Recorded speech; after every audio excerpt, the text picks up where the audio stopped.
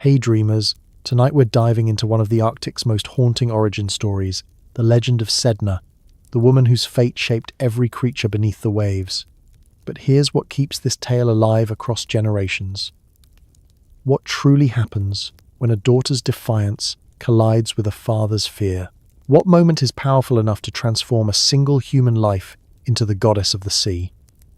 Before we get cozy, if these night journeys help you unwind, tap that like button, it really supports the channel.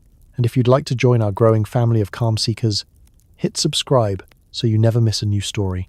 Picture yourself at the edge of the world, where the Arctic Circle embraces the land with an unforgiving cold that has defined existence for countless generations. The wind here speaks a language all its own, not angry, but ancient, carrying within it the memory of every winter that has ever been. This is where our story begins. This is where Sedna lived, in a village nestled along the frozen coast, where the sea stretched endlessly beyond the horizon like a living thing, breathing with the rhythm of the tides. The village itself was a modest gathering of homes constructed with the ingenuity of people who knew survival better than anyone else on Earth. Picture structures made of stone, earth, and bone materials that had been wrestled from this harsh landscape by generations of skilled hands. Some dwellings were semi-subterranean, dug partially into the frozen earth to trap warmth, their entrances marked by passages that twisted and turned to prevent the howling Arctic winds from rushing inside. The roofs were covered with sod and moss, providing another layer of insulation against the relentless cold that could kill a man in hours if he was not properly prepared. Smoke rose constantly from these homes, curling upward into the pale Arctic sky. Seal oil burned in quillic lamps, shallow stone vessels that provided both heat and light during the long, terrible darkness of winter. The smoke carried with it the scent of cooking meat, of warming furs, of life persisting stubbornly against impossible odds. In truth, a signature of divine project management, the way the Arctic forced humans to be infinitely clever about the simplest matters of survival. Every fire had to count. Every scrap of fuel was precious. Every breath drawn was a small victory. The people themselves moved with a quiet competence that came from centuries of adaptation. The men were typically lean and muscular, their bodies shaped by the demands of hunting across ice and open water. Their faces bore the weathered look of people who spent their days exposed to intense cold and the brilliant glare of ice and snow reflecting the sun's rays like countless mirrors. The women, equally capable, managed the intricate work of skinning and preparing animals, sewing the complex layers of clothing that made survival possible, and maintaining the precious fires that kept everyone alive. They wore parkas made from caribou skin, the inner fur turned inward for warmth, the outer fur shedding snow and ice with remarkable efficiency. Their hands, strong and calloused from constant work, could sew seams so fine that water could never penetrate them. They wore mukluks on their feet, boots crafted from sealskin and lined with rabbit fur, designed to keep warmth in and the brutal cold out. Everything about their clothing spoke of necessity transformed into artistry. The community lived by the rhythms of the sea and the seasons. In summer, when the sun barely set at all and the ice retreated from the coast, people moved to hunting camps where they pursued seals, whales, and other marine mammals. These were months of intense, almost frenzied activity, preparing food, smoking meat, gathering resources that would sustain them through the unforgiving winter months ahead. In winter, when the darkness descended and temperatures plummeted to levels that seemed to drain the very life from the air, people focused on hunting seals at their breathing holes in the ice, enduring hours of patient, dangerous, waiting for a chance to catch the animals they needed to survive. Into this world, in a comfortable home warmed by seal oil and maintained by practiced hands, lived Sedna and her father. Her mother had passed from this world in the way of many in the Arctic through illness, through accident, through the simple hardship of existing in a place that demanded everything from the human body. Her father had raised her alone, a man who had proven himself time and again as one of the village's finest hunters. He was respected, admired even, for his skill in reading the ice and the sea, for his knowledge of where the seals would be and when the whales would migrate. His abilities had ensured that his household never knew hunger, that Sedna had grown up with luxuries rare among Arctic families: warm furs, sufficient food, the security that comes from belonging to a skilled provider This security, this comfort, had allowed Sedna to develop something truly extraordinary for a young woman in her world. She had been encouraged by her father's patience and his obvious affection for her to think for herself.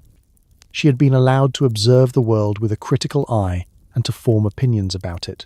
In many ways, this was unusual in Inuit culture, where the survival of the community often demanded immediate obedience, where children were taught from birth to accept the decisions of their elders without question. But her father had loved her differently, it seemed. He had let her mind grow wild and free, the way the Arctic wind grew wild and free. And now that mind, that independence, was about to create ripples that would spread far beyond either of them could have imagined. As Sedna entered her adolescence, something remarkable began to happen. Young men from across the village and from neighbouring settlements started to appear at her father's door. They came with careful courtesy, with gifts of freshly caught seal meat and furs that they had prepared themselves. They came with the intention that had defined Inuit culture for countless generations. They came to propose marriage. This was not a surprising development, not really. Sedna had grown into a beautiful young woman. This was undeniable. She had the smooth skin of someone raised with adequate nutrition, the bright eyes of intelligence and vitality, the grace of movement that came from health and youth. Her hair was long and dark, and she cared for it with the pride that many young women took in their appearance, braiding it with intention and adorning it with small ornaments made of bone and ivory. More than her physical beauty, though, Sedna had become known throughout the region for her strength of character. She was confident in a way that was disarming. She could discuss the movements of sea ice with hunters.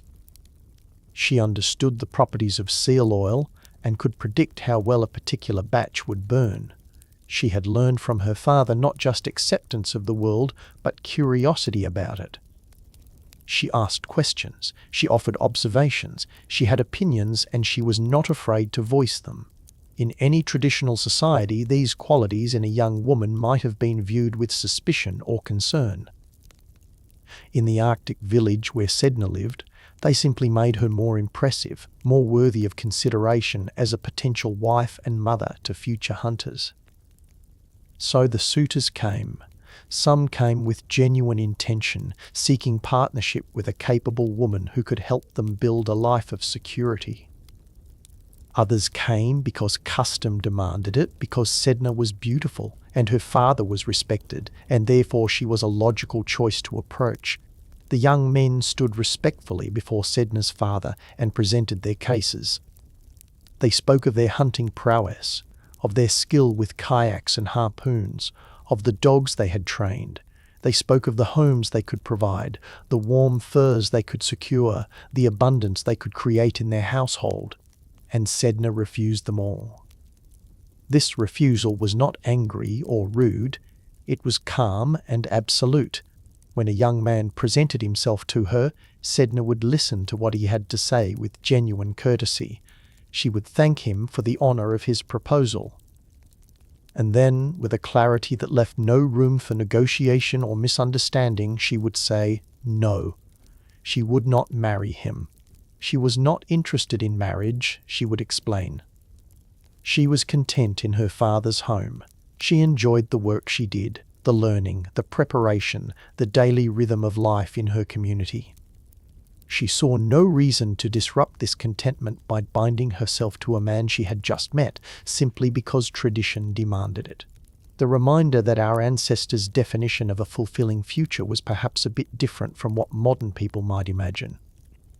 Her refusals were consistent and polite, which somehow made them even more remarkable.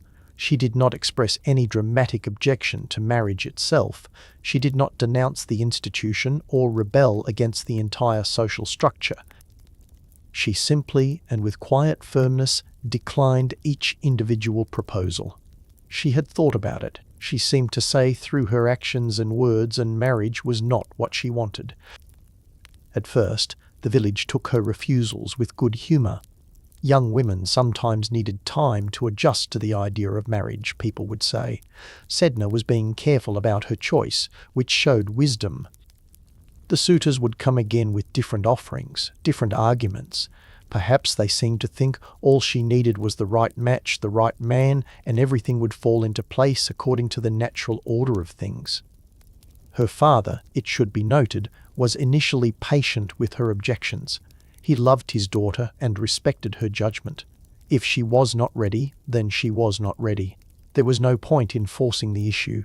Time had a way of changing minds, he seemed to believe. But as seasons passed and suitor after suitor was turned away, a subtle shift began to occur in the villagers' perception of Sedna's behaviour. What had seemed like careful deliberation began to look like defiance.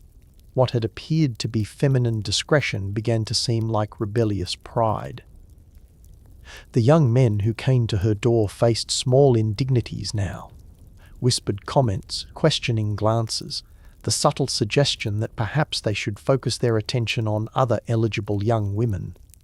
Word spread that Sedna was refusing every man in the village. More than that, she was refusing so consistently that people began to wonder if something was wrong with her. Was she proud? Was she ungrateful? Was she not properly grateful for her father's provision and his many advantages? The elders of the community began to take notice. In a village where survival depended on cooperation and on everyone fulfilling their expected role, Sedna's independence became a matter of concern that extended beyond her personal future. If she did not marry, she would not become the centre of a new household.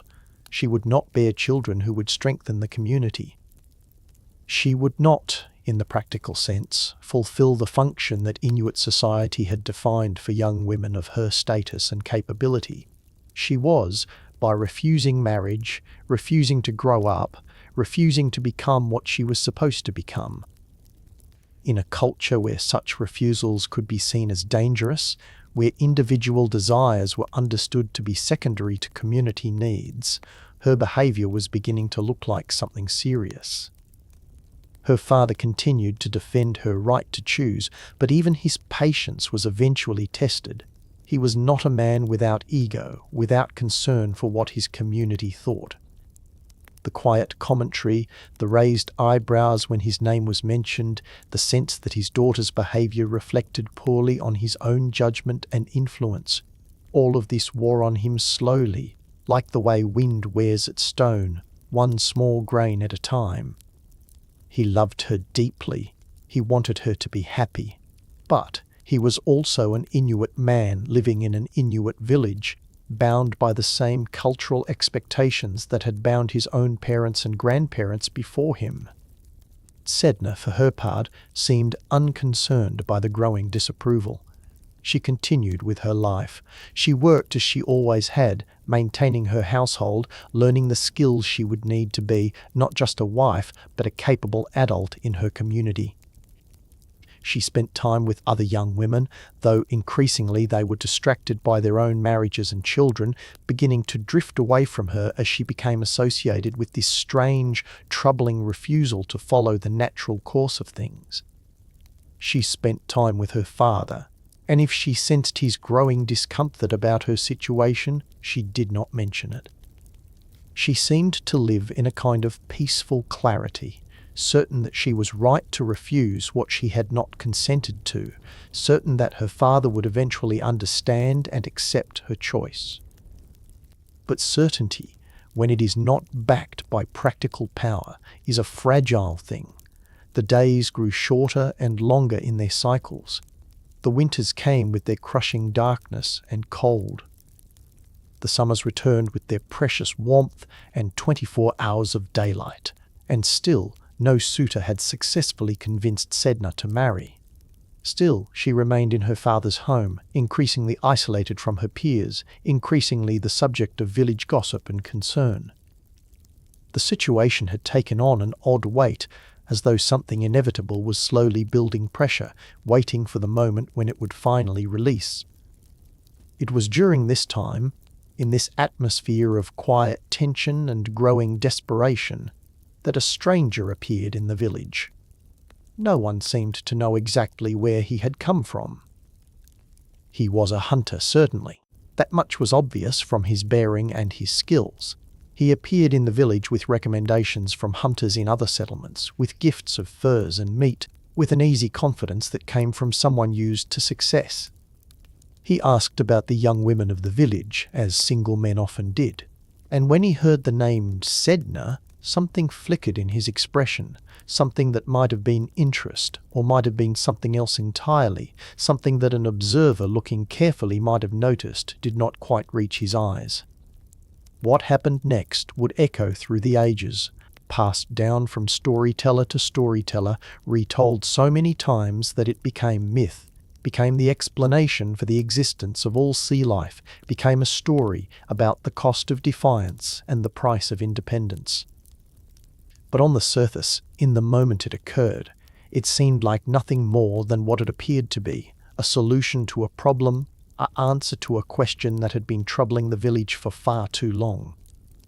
A new suitor had arrived. He was clearly talented and capable, and he was about to promise something that no one else had offered. He was about to promise abundance beyond anything Sedna's father had been able to provide. The stranger arrived on a morning when the spring ice was beginning to break apart, creating that distinctive sound that every person in the Arctic knew by heart, the cracking, grinding, shifting noise of winter losing its grip on the sea. It was a sound of possibility, of change, of the world becoming navigable again after months of frozen isolation. This was the season when hunters from distant settlements could travel, when news from far communities could reach the village, when the rhythm of life accelerated after the slow, careful pace of winter survival. He came alone in a kayak, which was itself unusual enough to draw attention. Most travelers moved in small groups for safety, but this man paddled with such confidence and skill that it seemed he needed no companions.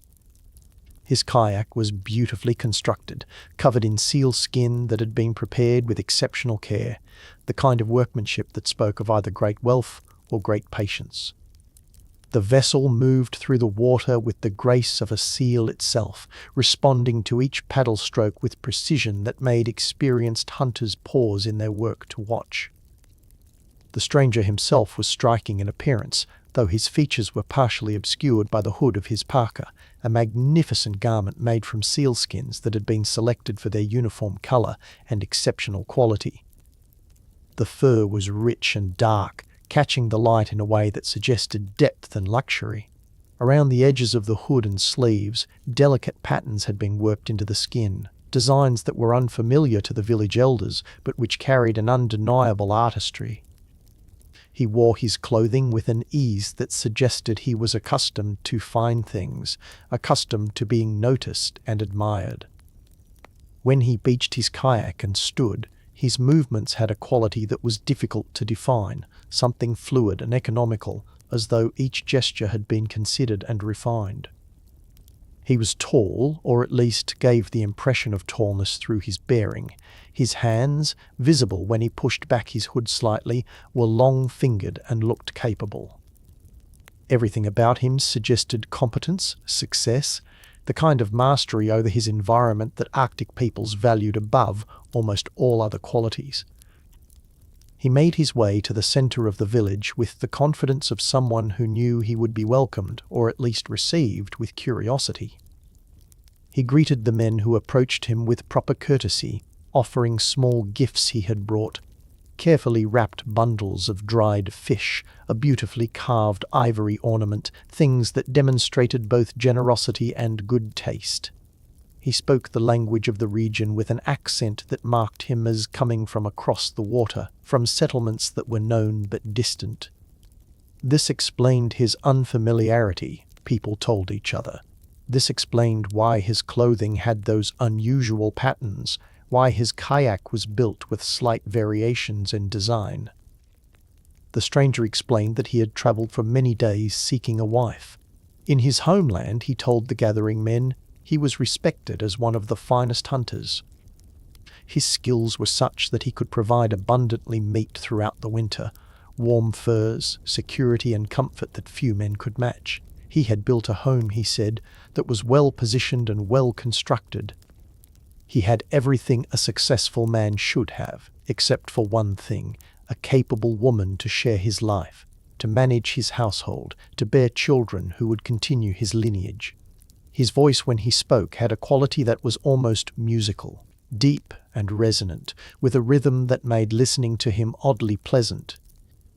When he asked about the unmarried women of the village, several names were mentioned. But when someone spoke Sedna's name, perhaps with a slight edge of irony given her famous refusals, the stranger's attention sharpened visibly. He asked questions about her. What was she like? What skills did she possess? Why had she not married? The answers he received seemed to please him rather than discourage him.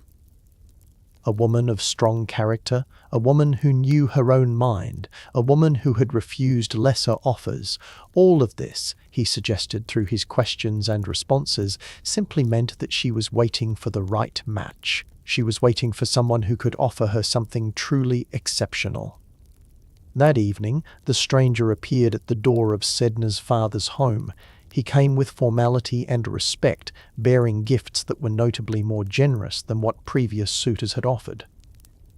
He did not immediately ask to speak with Sedna, but rather engaged her father in conversation about hunting conditions, about the movements of game, about the challenges and rewards of life in their region.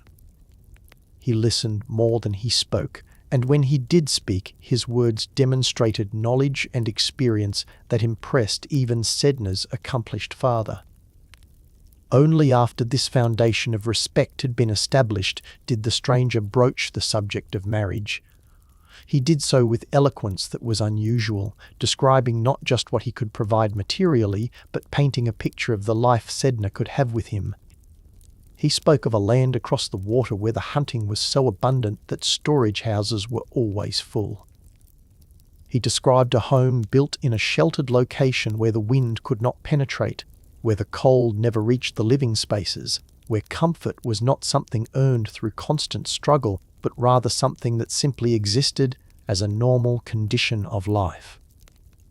He spoke of furs so soft and plentiful that they were used not just for clothing, but for bedding, for wall coverings, for pure luxury. He described meat prepared in ways that preserved its flavor and texture, meals that offered variety rather than monotonous repetition of whatever had last been caught. He painted a picture of a life with a constant anxiety about survival. The anxiety that defined existence in the Arctic simply did not exist. Where a woman could pursue crafts and skills not because they were necessary for survival, but because they brought joy and satisfaction. Where children, when they came, would grow up knowing security and plenty. It was a seductive vision, particularly for someone like Sedna who had grown up with relative comfort and might reasonably want to maintain or exceed that standard in her married life. The stranger presented all of this not as boasting, but as simple description, as though he were merely explaining the basic facts of his circumstances. And throughout his description, his voice maintained that peculiar musical quality, rising and falling in rhythms that made the words themselves seem more beautiful, more convincing. Her father, listening to this proposal, felt something shift inside him. Here, finally, was an offer that seemed worthy of his daughter. Here was a man who could provide for Sedna in the manner to which she was accustomed, indeed who seemed capable of providing even more. The stranger's bearing, his evident competence, his thoughtful approach to the proposal, all of this suggested that he was exactly the kind of husband that any father would wish for his daughter. More than that, accepting this proposal would resolve the growing tension in the village, would demonstrate that Sedna had not been proud or foolish in her refusals, but had simply been waiting, as was her right, for a truly exceptional match. But it was not her father's decision alone. The stranger requested permission to speak with Sedna directly, which was granted. She was called from where she had been working in another section of their dwelling, and when she entered the space where the men sat, the stranger rose respectfully. In the flickering light of the seal oil lamps, in the warmth and smoke of the enclosed space, he repeated his proposal to her directly, though with subtle changes that acknowledged he was now speaking to the woman herself rather than her father. Angakkuq, he spoke of partnership rather than provision. He acknowledged that she was clearly capable and intelligent, qualities he valued. He suggested that the life he offered was not simply comfort but freedom. Freedom from the judgment of a community that did not understand her, freedom to be herself without constantly defending her choices, freedom to build something new in a place where her past refusals would be unknown and irrelevant. He described a land where she would be valued not just as a wife but as herself, where her opinions and insights would be welcomed rather than viewed with suspicion. And there was something else, something harder to articulate. As he spoke, Sedna found herself drawn not just to his words, but to his presence. There was a mystery about him, an otherness that was compelling precisely because it was unfamiliar. After years of refusing young men from her own village, men whose families she knew, whose capabilities she had observed since childhood, whose entire lives she could predict with reasonable accuracy, this stranger represented genuine possibility. He represented the unknown, which, after so much repetition and pressure to conform, held an undeniable appeal. She did not answer immediately, which seemed to please him. He did not press her for a response, but simply inclined his head respectfully and said he would wait until morning for her decision. He had travelled far to meet her, he said, and a matter of such importance deserved proper consideration. Then he withdrew, leaving Sedna and her father alone to discuss what had just occurred. Her father, it must be said, was enthusiastic. This was the answer to the problem that had been weighing on him for seasons. This was a suitor who could not be faltered, whose offer could not be reasonably refused. He spoke to Sedna about the stranger's evident qualities, about the life that was being offered, about how this marriage would secure her future in ways that remaining in the village never could. There was an urgency in his advocacy that Sedna might have questioned had she been less distracted by her own thoughts. The truth, though neither of them could have articulated it clearly, was that her father was not just enthusiastic about the stranger's offer, he was relieved. The tension of the previous seasons, the weight of defending his daughter's choices while simultaneously feeling the pressure of community disapproval, the growing sense that the situation was becoming untenable, all of this could be resolved with Sedna's acceptance. He loved his daughter deeply, but he was also tired. Tired of being exceptional, tired of standing against the current of expectation. This stranger offered an honourable resolution, a way forward that would satisfy everyone. That night, Sedna lay awake in the furs of her sleeping area, listening to the familiar sounds of her home, the breathing of her father, the subtle crackling of the dying fire, the wind moving around the structure.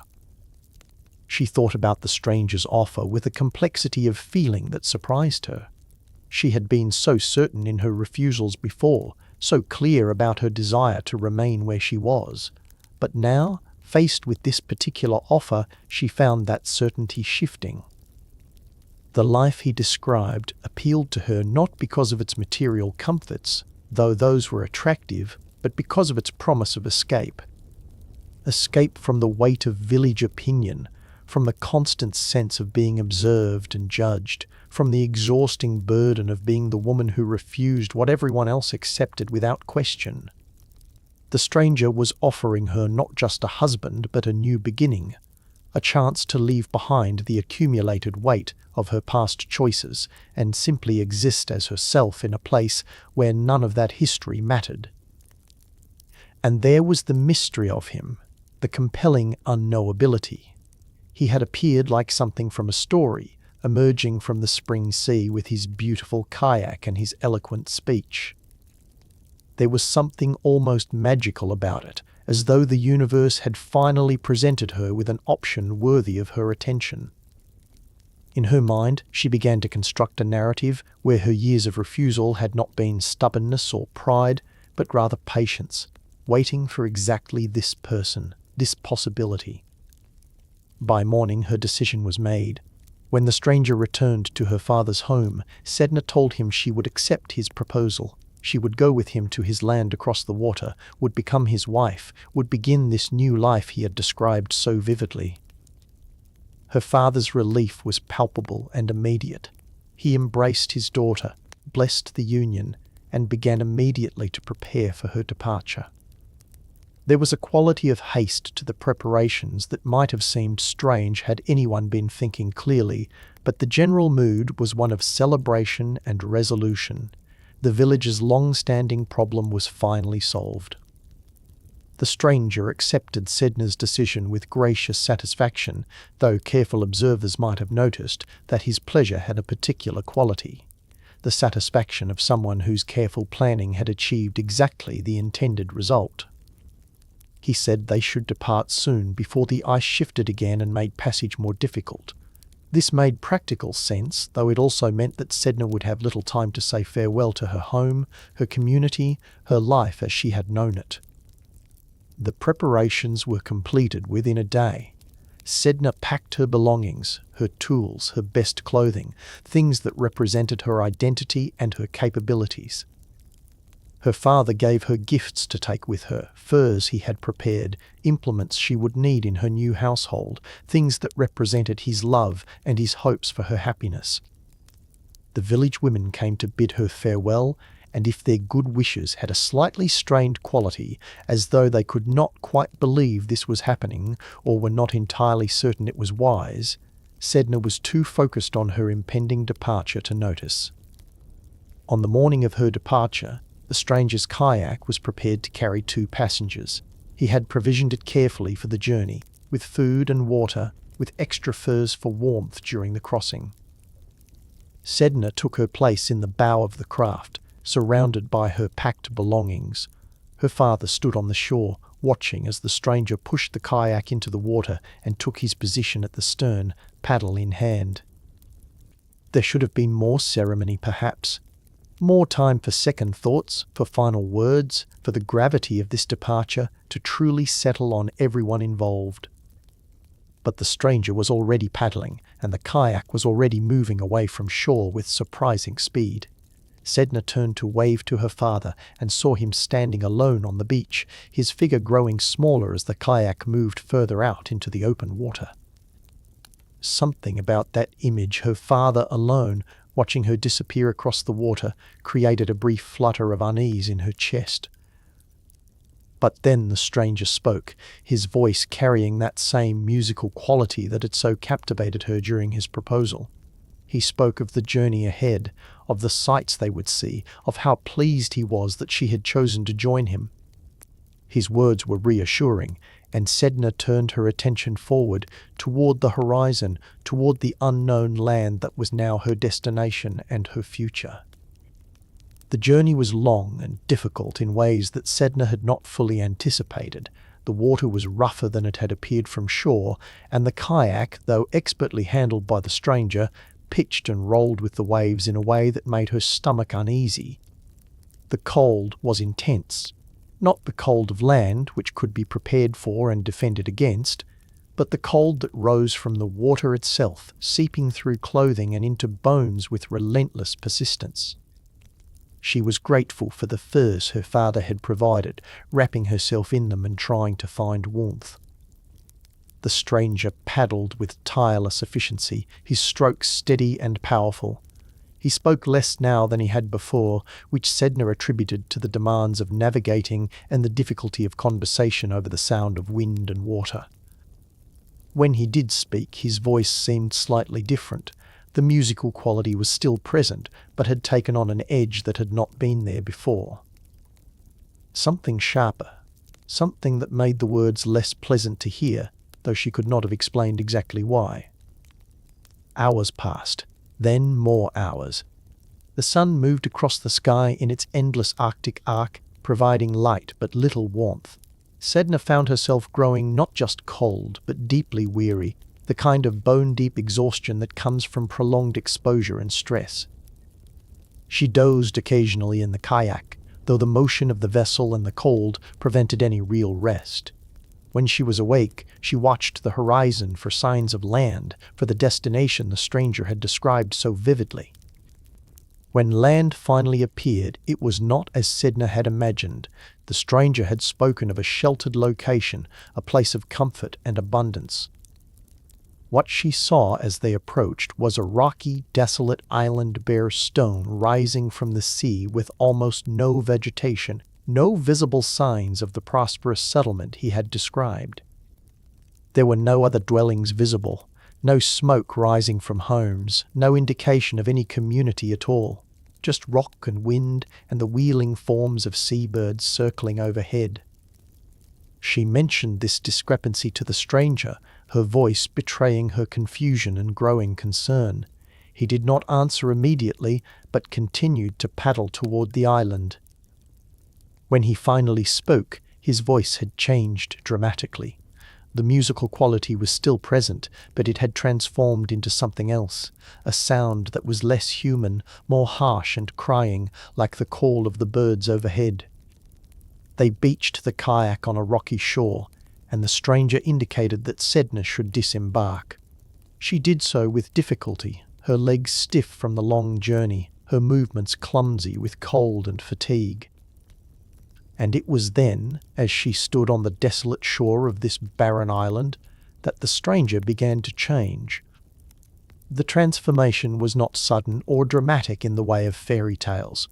It was gradual and horrible precisely because of its gradualness.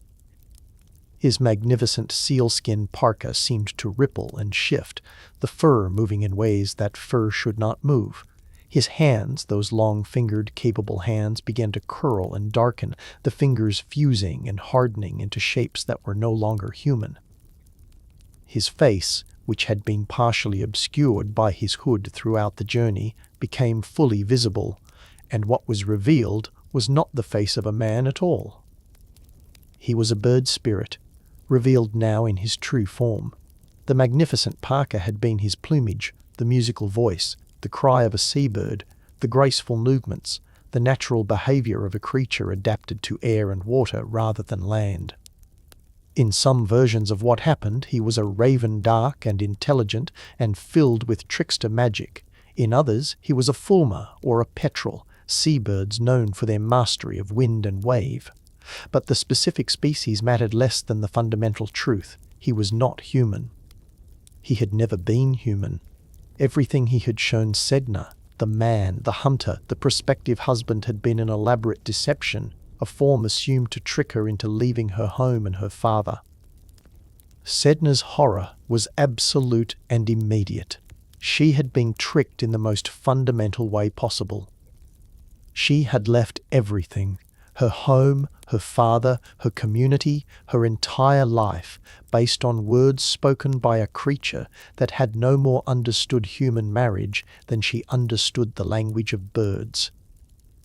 The promises of comfort and abundance, the descriptions of a life of freedom and respect, all of it had been lies, or perhaps not even lies, but simply sounds made by a non-human intelligence that had learned to mimic human speech for its own purposes.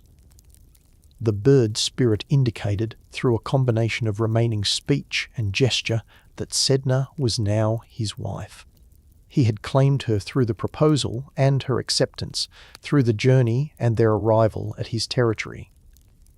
This island was his home, and now it was hers as well.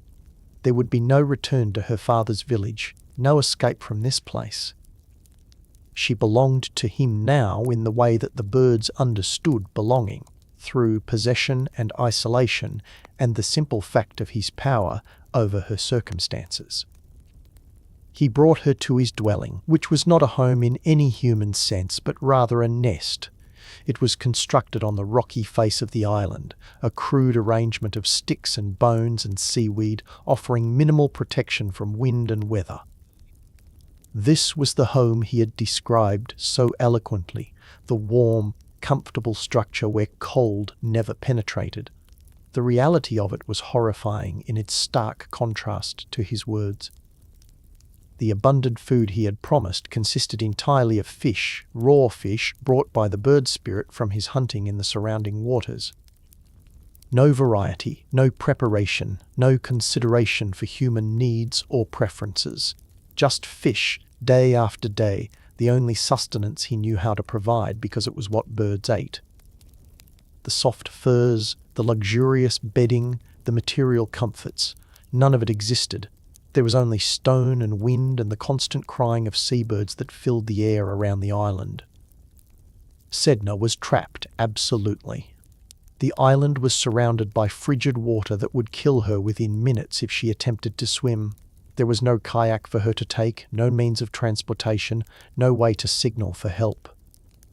The bird spirit kept her confined to the nest area, watching her with eyes that were now clearly avian, unblinking, alien, completely devoid of human empathy or understanding.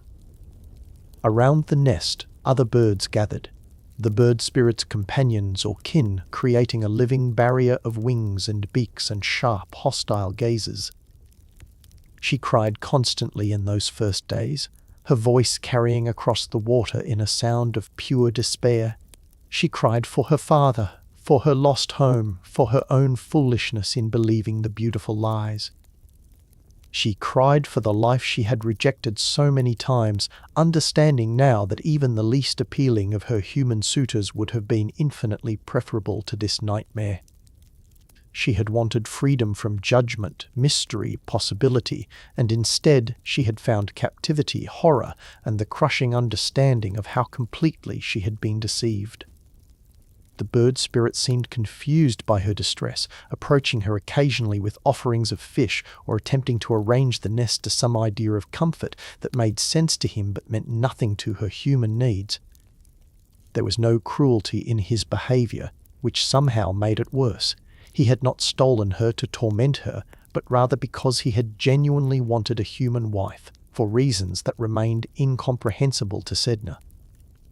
He watched her tears with tilted head, puzzled perhaps by the depth of her suffering, unable to understand what he had done wrong or why his carefully executed plan had not resulted in the harmonious partnership he had apparently expected.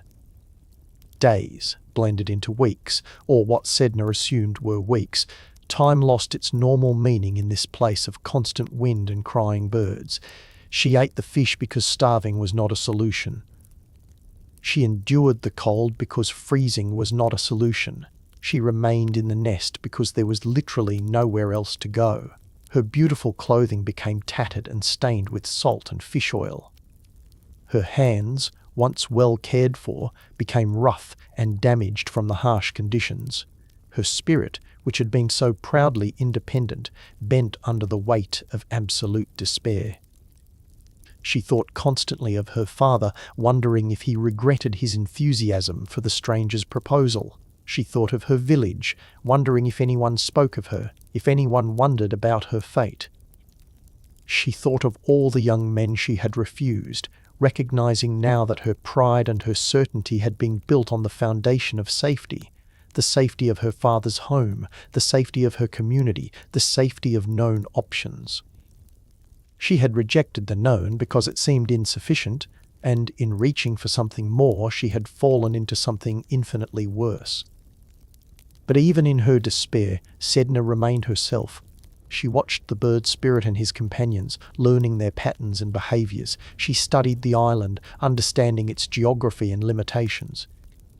She kept herself alive day after day because somewhere deep inside herself she maintained the hope that survival might lead to opportunity. That someone might come, that escape might somehow become possible. She did not know how or when or through what mechanism, but she clung to the possibility because it was all she had left. The wind continued to blow across the desolate island. The birds continued to wheel and cry in the sky above. And Sedna waited, trapped between her past mistakes and an uncertain future, living with the devastating consequences of having been fooled by beautiful words and mysterious promises. Her story was not over. Indeed, its darkest chapters were still ahead. But this phase of it, this time of captivity and recognition, had taught her lessons about trust and deception that she would carry with her even into the depths of the sea itself. The island had no seasons in the way that Sedna's village had seasons. There was winter, when the darkness descended and the cold became so intense that breathing itself felt dangerous, and there was summer, when the sun circled endlessly overhead without ever fully setting and the ice retreated slightly from the rocky shores. But neither season brought relief from the fundamental nature of the place, which was desolation. The island was a piece of the earth that seemed to have been forgotten by everything except the wind and the birds. Sedna's existence had narrowed to a series of repetitive, joyless tasks focused entirely on survival. Each day was essentially identical to the one before it, creating a kind of temporal prison where time lost its meaning because nothing ever changed. She woke in the crude nest when the cold or her own discomfort made sleep impossible. She endured the presence of the bird spirit, who circled overhead or perched nearby, watching her with those alien eyes that held neither malice nor compassion, only an incomprehensible bird intelligence that could not grasp why its human wife remained so persistently distressed. The food situation was perhaps the most grinding aspect of her captivity. The bird spirit brought her fish, as he had from the first day of her arrival on the island, always fish, never anything else. In her father's home, Sedna had eaten a varied diet: seal meat, both raw and cooked, caribou when hunting had been successful, dried fish prepared with care, berries preserved from summer gathering, the rich oil rendered from seal blubber. She had eaten food that was prepared with intention, that was part of a cultural tradition of cooking and preservation that stretched back generations. Food in her village was never just fuel, it was ceremony, it was community, it was the physical manifestation of human adaptation and ingenuity. Here there was only raw fish. The bird spirit caught them daily from the frigid waters surrounding the island: cod, char, small species whose names Sedna did not know. He would arrive with his catch, dropping the fish near the nest with what seemed to be pride in his provision, waiting perhaps for acknowledgement or gratitude that never came. The fish were fresh, certainly, killed moments before being presented. In the intense cold of the Arctic, they froze quickly, their bodies stiffening into shapes that seemed more like sculptures than food. Sedna ate them because not eating meant death. And despite everything, some stubborn part of her refused to simply die. She ate the fish raw because there was no means to cook them. The bird spirit had not thought to provide fuel for fire, had not considered that humans might need heat to prepare their food. Why would he? Birds ate raw fish without issue. In his bird understanding of the world, he was providing perfectly adequate nutrition. That it repulsed his human wife, that each meal was an exercise in forcing down food that her mind rejected even as her body needed it, was something he could not comprehend. The reality of eating raw fish in the Arctic was complex. Sedna knew from her upbringing that her people did consume certain foods uncooked. It was part of Inuit culture, particularly when hunters ate at the site where game had been caught. But that consumption was always part of a larger dietary context.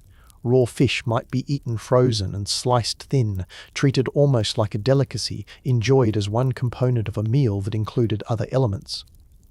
Or it might be prepared as igunat, carefully fermented with attention to specific methods that made it safe and even flavorful.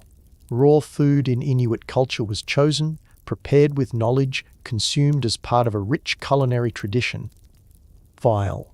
What Sedna faced was entirely different. She had no tools for proper preparation, no knowledge of how to safely ferment fish without the containers and techniques her people used.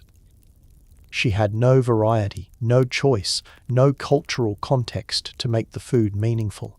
Each fish was simply another raw, cold piece of flesh that she had to force herself to consume. Sometimes she managed to eat by holding the frozen fish in her hands until it thawed slightly, then tearing pieces off with her teeth. Other times she simply gnawed at the frozen flesh directly, the cold burning her mouth, the taste a constant reminder of everything she had lost. The monotony of the diet created problems beyond mere distaste. Her body, accustomed to the nutritious seal meat and carefully prepared foods of her father's household, began to show signs of deficiency. Her skin, once smooth and healthy, became dry and rough. Her hair lost its luster, becoming brittle and prone to breaking. She felt weak in ways that frightened her. Not the weakness of starvation, because the fish provided calories, but the weakness of a body not receiving what it truly needed. The fish alone could not replace the rich seal oil, the fatty blubber, the organ meats that Inuit people knew were essential for health in the Arctic environment. Her hands suffered particularly. In her father's home, she had kept them supple with seal oil, protecting them from the harsh environment with carefully sewn mittens and gloves. Here, exposed constantly to the cold and wet from handling raw fish, lacking any protective covering because the bird spirit had not fought to provide such things, her hands became damaged, the skin cracked and bled, the salt from the fish stung the wounds. She tried wrapping them in scraps of her tattered clothing, but the makeshift protection was inadequate. Her hands, which had once been capable of such fine needlework, such intricate preparation of hides and skins, became crude instruments, swollen, painful, barely functional. 2. Beyond the physical deprivation was the psychological torment of isolation. Sedna had grown up in a community, surrounded by people whose voices and presence created a constant backdrop to daily life. In her village, there was always someone to speak with, always the sound of children playing, always the discussions of hunters planning their expeditions or women working together on their crafts. Even during her years of refusing suitors, when she had felt increasingly isolated by her choices, she had never been truly alone. Her father had been there. The village had surrounded her, and its sounds and rhythms had been the texture of her existence. Why? On the island, there was nothing human except herself. The bird spirit was present, certainly, but he was not company. He was a constant reminder of her captivity and deception. He made sounds, but they were bird sounds, harsh cries and calls that grated on her ears rather than comforting them. When he tried to communicate with her, using that remnant of human speech he had employed to trick her, the words were increasingly garbled, as though maintaining that human facade required effort he no longer bothered to expend.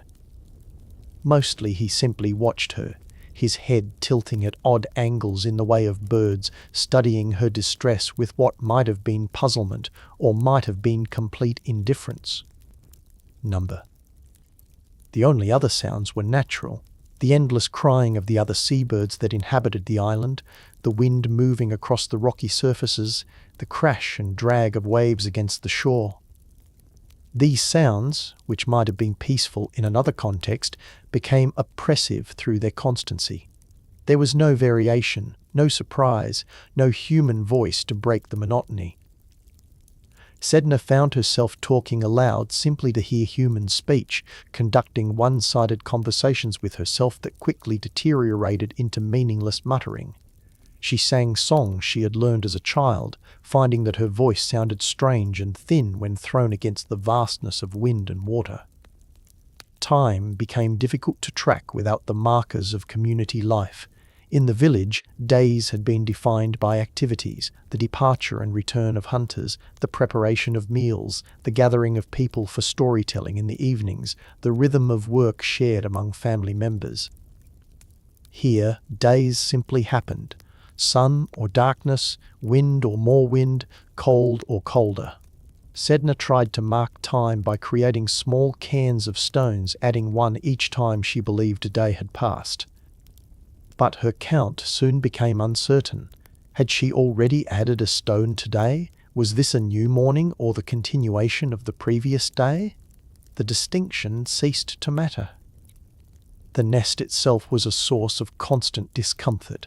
The bird spirit had constructed it with materials that made sense to him: sticks, dried seaweed, bones from fish he had consumed, bits of refuse that the sea had delivered to the island's shores.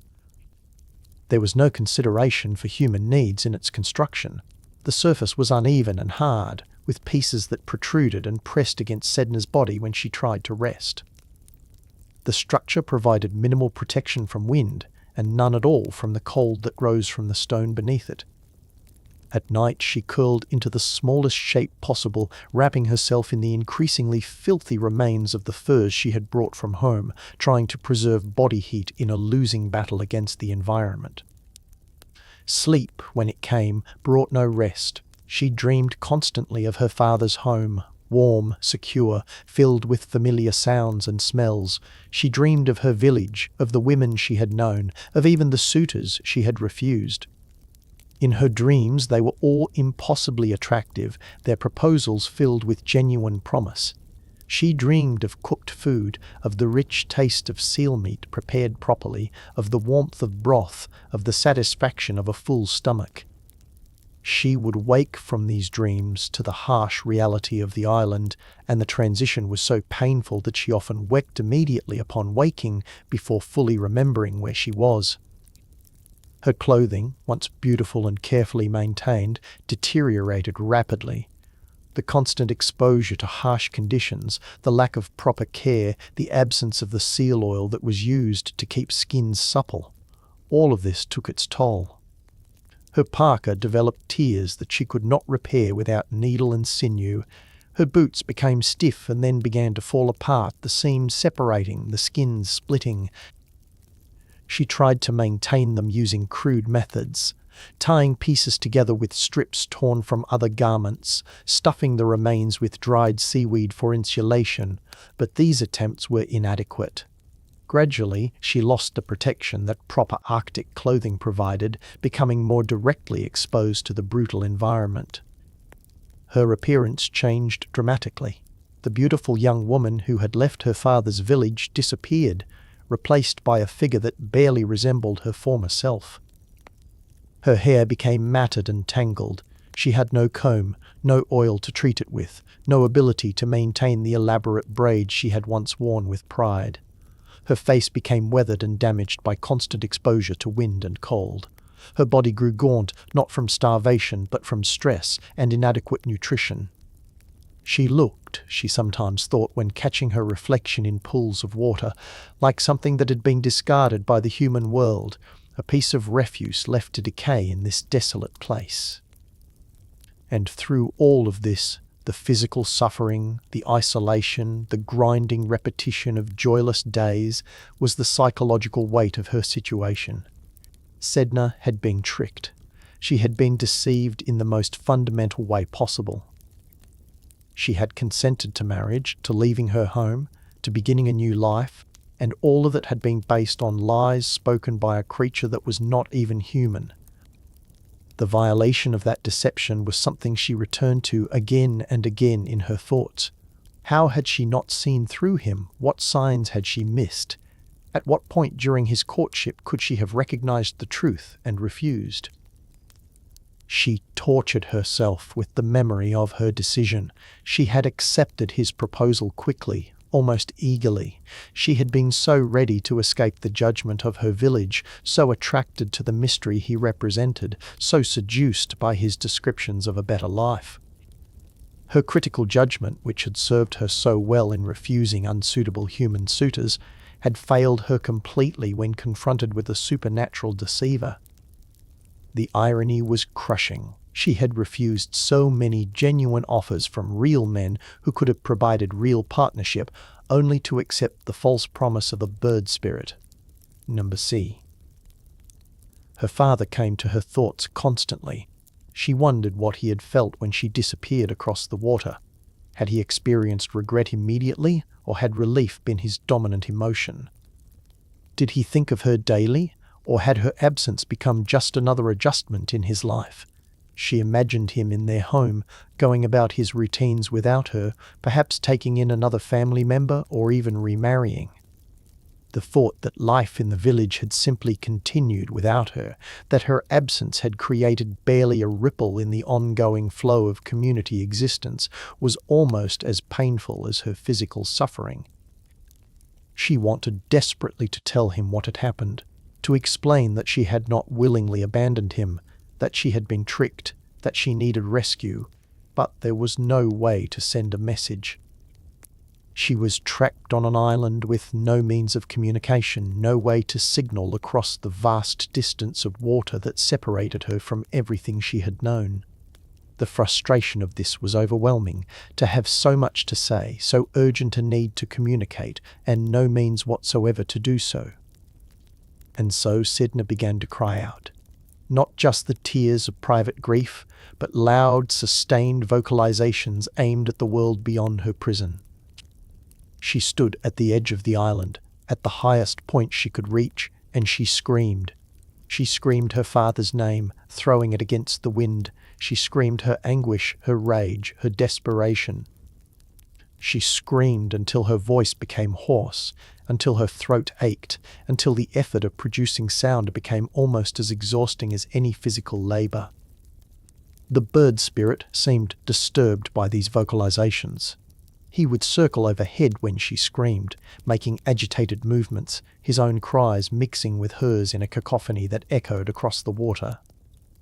Sometimes he would land near her, attempting to quiet her with gestures or with those increasingly garbled attempts at human speech. But Sedna could not stop. The screaming had become necessary, had become the only action available to her, the only way to assert that she still existed, that she was still human, that she refused to simply accept her fate in silence. To days blended into weeks, perhaps months, Sedna had lost the ability to track time with any accuracy. The rock cairns she had started building as markers had been abandoned when she realized they meant nothing. Seasons changed in their Arctic way, subtle shifts in light and temperature that registered but brought no real difference to her circumstances. Through all of it, she continued her screaming sessions, standing at the island's edge and throwing her voice across the water. It became ritual, the one thing she controlled in an existence where everything else was dictated by the bird spirit's incomprehensible will or by the simple facts of geography and weather. Her voice changed from these constant efforts. It became deeper, rougher, damaged by the strain she put on it. But it also became stronger in some ways, more able to project across distances, more able to sustain the long cries she sent out across the water. She learned to use the wind, to position herself so that it would carry her voice rather than drown it. She learned which times of day the sound carried best, when the natural acoustics of the island and the surrounding water worked in her favor. She became expert at screaming, which was perhaps the saddest expertise anyone could develop. And then, one day, though Sedna could not have said how long after her arrival on the island, whether it had been months or years, something changed. She was engaged in her usual ritual, standing at the island's edge, screaming her father's name toward the distant horizon where she believed her home village lay. Her voice was raw and broken, the sound emerging from her damaged throat with that rough, powerful quality it had developed. She screamed and screamed, as she had done hundreds or thousands of times before, expecting nothing, hoping for nothing, simply performing the action because it was all she could do. But on this particular day, carried on the wind across the vast distance of cold Arctic water, her cries reached the shore of her homeland. They carried across the waves and the ice, threading through the air with a desperate intensity that made them capable of travelling farther than ordinary sound should travel. Perhaps it was the unique acoustic properties of the Arctic environment, the way sound can carry incredible distances across ice and water. Perhaps it was the desperation in her voice that gave it supernatural travelling power. Perhaps it was simply coincidence, the alignment of wind and weather, and her father's position that made the impossible possible. Her father was outside his dwelling, engaged in the maintenance work that defined Arctic life, perhaps repairing equipment, perhaps preparing food, perhaps simply standing and assessing the weather before embarking on a hunting expedition. And he heard, faint but unmistakable, the sound of his daughter's voice calling his name across the water. It was a sound that he had not heard in so long that at first he thought he was imagining it, that grief and regret had finally manifested as auditory hallucination. But the sound continued, rising and falling on the wind, and it was too specific, too consistent to be imagination. It was Sedna's voice, changed, damaged, barely recognizable, but still fundamentally hers. And it was crying his name with a desperation that pierced through all the time that had passed, all the distance that separated them, all the resignation he had developed about her fate. The sound carried within it everything she had endured. The suffering, the betrayal, the desperate hope that someone might hear, might come, might rescue her from the horror her life had become. Her father stood frozen, listening with every fibre of his being. The sound came again, and then again, each time confirming what he was hearing. His daughter was alive. She was alive, and she was suffering, and she was calling for him across the water. The immediate clarity that came to him in that moment was absolute. She had been deceived. The stranger had not taken her to a life of comfort and abundance. Something terrible had happened, something that kept her imprisoned somewhere across the water, something that had reduced her to this, to screaming across impossible distances in desperate hope of rescue. The realization of what he had allowed to happen struck him with devastating force. He had encouraged her to accept the stranger's proposal. He had been relieved by her acceptance, had facilitated her departure, had stood on the shore and watched her paddle away without sufficient questioning, without proper verification, without the careful investigation that any father should have conducted before allowing his daughter to leave with a man no one truly knew. His eagerness to resolve the social problem of her refusals, his exhaustion with being exceptional, his relief at finding an apparently perfect solution, all of it had blinded him to his most fundamental responsibility. The guilt was crushing and immediate, but beneath the guilt was something more powerful, the absolute determination to undo what had been done. His daughter was alive. She was calling for him. And he would go to her, would find her wherever the stranger had taken her, would bring her home or die trying. There was no question, no doubt, no consideration of difficulty or danger. There was only the sound of her voice carrying across the water, and the primal imperative to answer that call. He turned and ran toward his kayak, his mind already racing through the preparations he would need to make, the supplies he would need to bring, the direction he would need to paddle. Other villagers, hearing the commotion, emerged from their dwellings to see what was happening. Her father was shouting, explaining in fragmented bursts what he had heard, what he knew he must do.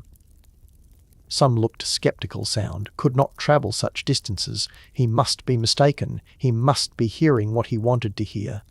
But others had heard something too, faint and indefinable, and they nodded their understanding. There was no time for extended preparation, no time for gathering a search party or developing a careful plan. Her father acted with the urgency of a man who understood that every moment of delay was another moment of his daughter's suffering. He dragged his kayak to the water's edge. He threw in basic supplies, food, water, his hunting equipment, extra furs for warmth. He pushed the vessel into the water and climbed in, taking up his paddle with hands that shook slightly with the intensity of his emotion. And then he was paddling, his strokes powerful and rhythmic, driving the kayak out across the water in the direction from which he believed his daughter's voice had come. The other villagers stood on the shore watching him go, this man who was setting out across the dangerous Arctic waters with only the memory of the sound to guide him, driven by love and guilt, and the desperate need to reach his daughter before it was too late. On the island, Sedna continued to scream, unaware that she had finally been heard, unaware that rescue was coming. She screamed because it was what she did now, the only action that gave her any sense of agency. Her voice rose into the Arctic air, carrying across the water a beacon of human suffering that had finally, miraculously, reached the one person who could answer it. Her father was coming. After all this time, after all this suffering, Someone was finally coming for her. The nightmare was not over.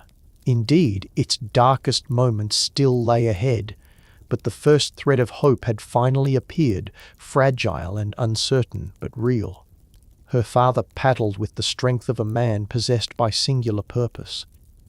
Each stroke of his paddle drove the kayak forward across the Arctic waters with mechanical precision, his body finding the rhythm that experienced hunters developed over lifetimes of navigating these dangerous seas.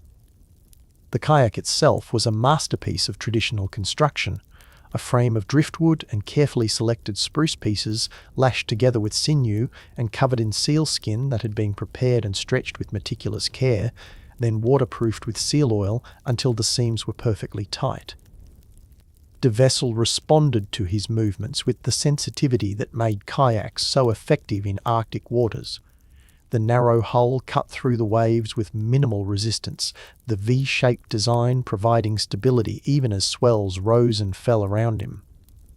This was a craft that had been refined over thousands of years by his people, designed specifically for these conditions, built with knowledge that had been passed down through countless generations.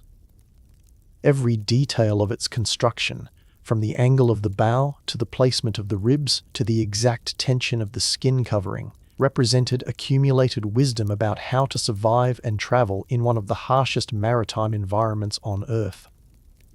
He paddled through conditions that would have deterred a less motivated man. The water was frigid, hovering just above freezing, and the spray that occasionally reached him carried the bite of ice. The wind shifted unpredictably, sometimes pushing him forward, sometimes forcing him to adjust his angle to maintain his course. Around him, pieces of ice drifted in the current, not the solid ice sheets of deep winter, but broken fragments left over from the spring thaw, each one a potential hazard that could damage his kayak if struck at the wrong angle or with sufficient force. But he had been navigating these waters since childhood. He knew how to read the patterns of waves to anticipate swells, how to identify dangerous currents by the way water moved around ice fragments, how to gauge wind direction and strength from the feel against his face and the sound in his ears. He knew when to paddle hard and when to let the kayak glide, conserving his strength for the long journey ahead. He knew how to manage his body's heat production, working hard enough to stay warm but not so hard that he would sweat inside his carefully layered clothing and create dangerous dampness. The direction he traveled was based partly on the memory of his daughter's voice and partly on intuition developed from years of hunting across these waters. He knew the general location of the islands and rock formations that lay in this direction. He knew which were inhabited, which were used as seasonal camps, which were known to be barren and avoided. The stranger who had taken Sedna had come from across the water. That much was certain, and her voice had carried from that direction, faint but unmistakable. It was enough to guide him. Hours passed. The sun moved across the sky in its eternal Arctic arc, providing light but doing little to warm the air or water. Her father's arms continued their rhythmic motion, muscles burning with the sustained effort, but refusing to slow. His mind cycled through emotions as he paddled: guilt for having encouraged Sedna's departure, rage at the stranger who had deceived them both, fear about what he might find when he reached his destination, desperate hope that he would arrive in time to save his daughter from whatever horror she was enduring. He sustained himself with the dried fish and water he had brought, eating while still paddling, allowing himself no rest beyond these brief moments of refueling. The kayak continued to move forward, cutting through the water with unwavering purpose. Seabirds appeared overhead occasionally, their cries piercing the sound of wind and waves. He watched them, noticing when their numbers increased, understanding that this meant he was approaching land birds concentrated near islands and coastlines where food was more abundant. And then, finally, he saw it. A rocky island rising from the sea ahead, barren and desolate, surrounded by the wheeling forms of countless seabirds. The sight of it sent a chill through him that had nothing to do with the Arctic cold. This was not a place where humans lived by choice. This was not the prosperous settlement the stranger had described. This was exactly the kind of place where someone might imprison a person they wished to keep isolated and helpless. As he drew closer, he could hear something above the sound of birds and water. A human voice, rough and damaged, but unmistakably human, calling out across the water. His daughter's voice. She was alive, and she was still crying out for rescue. The sound of it pierced him with both relief and horror. Relief that she lived, horror at the raw desperation in her vocalizations. He paddled harder, driving the kayak toward the island with renewed urgency. He beached the kayak on the rocky shore with practiced efficiency, pulling the vessel partway out of the water to secure it. As he stood, his legs momentarily unsteady after the long hours of sitting, he saw her. Sedna was standing at a higher point on the island, her figure silhouetted against the pale sky, and the sight of her shocked him into momentary immobility. She was barely recognizable. The beautiful young woman who had left his home had been transformed into something that looked half wild. Her clothing tattered and filthy, her hair matted and tangled, her posture one of exhaustion and despair. "Sedna," he called out, his voice cracking with emotion. She turned toward him and, for a moment, seemed unable to comprehend what she was seeing. Then recognition flooded her features, and she began to run toward him, scrambling down the rocky slope with desperate speed. Her damaged clothing caught on rocks, her feet slipped on the uneven surface, but she did not slow. She ran as though pursued by demons, as though afraid that if she did not reach him immediately, he would disappear and prove to be nothing more than another cruel hallucination. They collided in an embrace that drove all the air from his lungs. Sedna was sobbing, great, wrenching sounds that came from somewhere deep inside her, releasing weeks or months of accumulated suffering. Her father held her, feeling how thin she had become, how damaged, how fundamentally changed by her ordeal. He spoke to her in their language, words of comfort and reassurance and apology all tumbling together. He told her he was sorry, so sorry for encouraging her to go with the stranger. He told her he would bring her home. He told her she was safe now. But even as he spoke these reassuring words, some part of him was aware that they might not be entirely true. They were not safe yet, not here, not on this island. He pulled back slightly to look at his daughter's face, to assess her condition beyond the obvious physical deterioration. "Where is he?" he asked urgently. "Where is the stranger who brought you here?" Sedna's expression changed, fear replacing the momentary relief of reunion. "He is hunting," she said, her voice hoarse from constant crying. "He goes to the water to catch fish." "But he returns. He always returns." She gripped her father's arms with painful intensity. We must leave now before he comes back. Please." Her father understood immediately. Whatever the stranger was, and from Sedna's fragmented explanations, he was beginning to grasp that the being was not human at all. He would not willingly release his captive. If they were going to escape, it had to be now, while he was absent. Her father looked toward his kayak, quickly calculating weight and capacity. The vessel had been built for one person, optimized for a single hunter's use. It could potentially carry two, but it would be overloaded, slower, more difficult to control, more vulnerable to capsizing in rough water. But there was no alternative. He could not leave Sedna here to return with a larger boat. The stranger might return at any moment, and even if he didn't, Sedna would never survive being left behind again. The psychological damage of such abandonment, even temporary, would be devastating. They would take the kayak together and manage as best they could. "Ixera, come," he said, guiding Sedna toward the shore. "We leave now." She needed no further encouragement. She followed him to where the kayak rested on the rocks, and together they pushed it fully back into the water. The logistics of getting both of them into the vessel were challenging. The kayak had a single cockpit opening designed for one person sitting low in the hull. Her father helped Sedna position herself as far forward in the bow as possible, essentially lying along the interior length of the kayak with her upper body curled around the internal frame. It was desperately uncomfortable, but it kept her weight low and distributed along the vessel's length rather than concentrated dangerously high. He then climbed in behind her, taking his normal position in the stern with his paddle. The kayak sat noticeably lower in the water than it should have, the additional weight of a second person pushing it deeper. The seal skin covering that normally rode well above the waterline was now much closer to the surface. Any significant wave could potentially wash over them. The stability he normally felt in this craft was compromised. The kayak felt sluggish and heavy in the water, less responsive to his paddle strokes. But it floated, and it would move. That would have to be enough. He pushed off from the shore with his paddle, and the kayak began to move away from the island. Sedna, curled uncomfortably in the bow, made small sounds that might have been prayers or might have been simply the release of tension. Her father paddled with controlled urgency, each stroke deliberate and powerful, driving them away from the desolate island as quickly as the overloaded kayak could manage.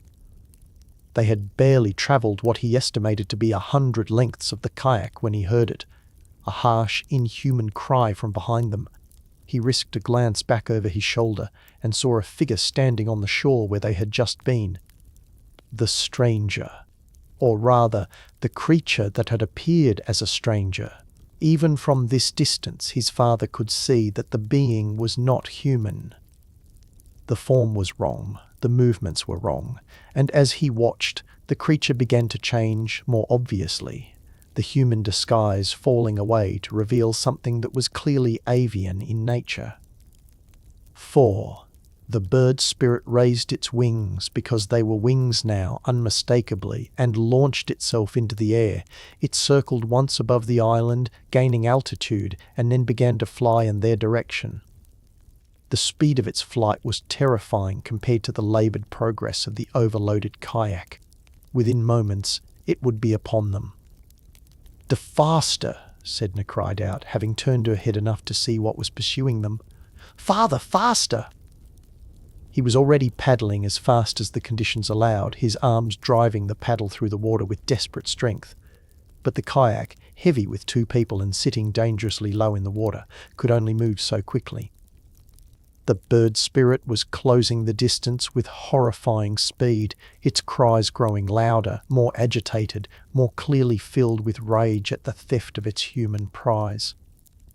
Her father's mind raced, considering options. They could not outrun the creature, that was immediately obvious.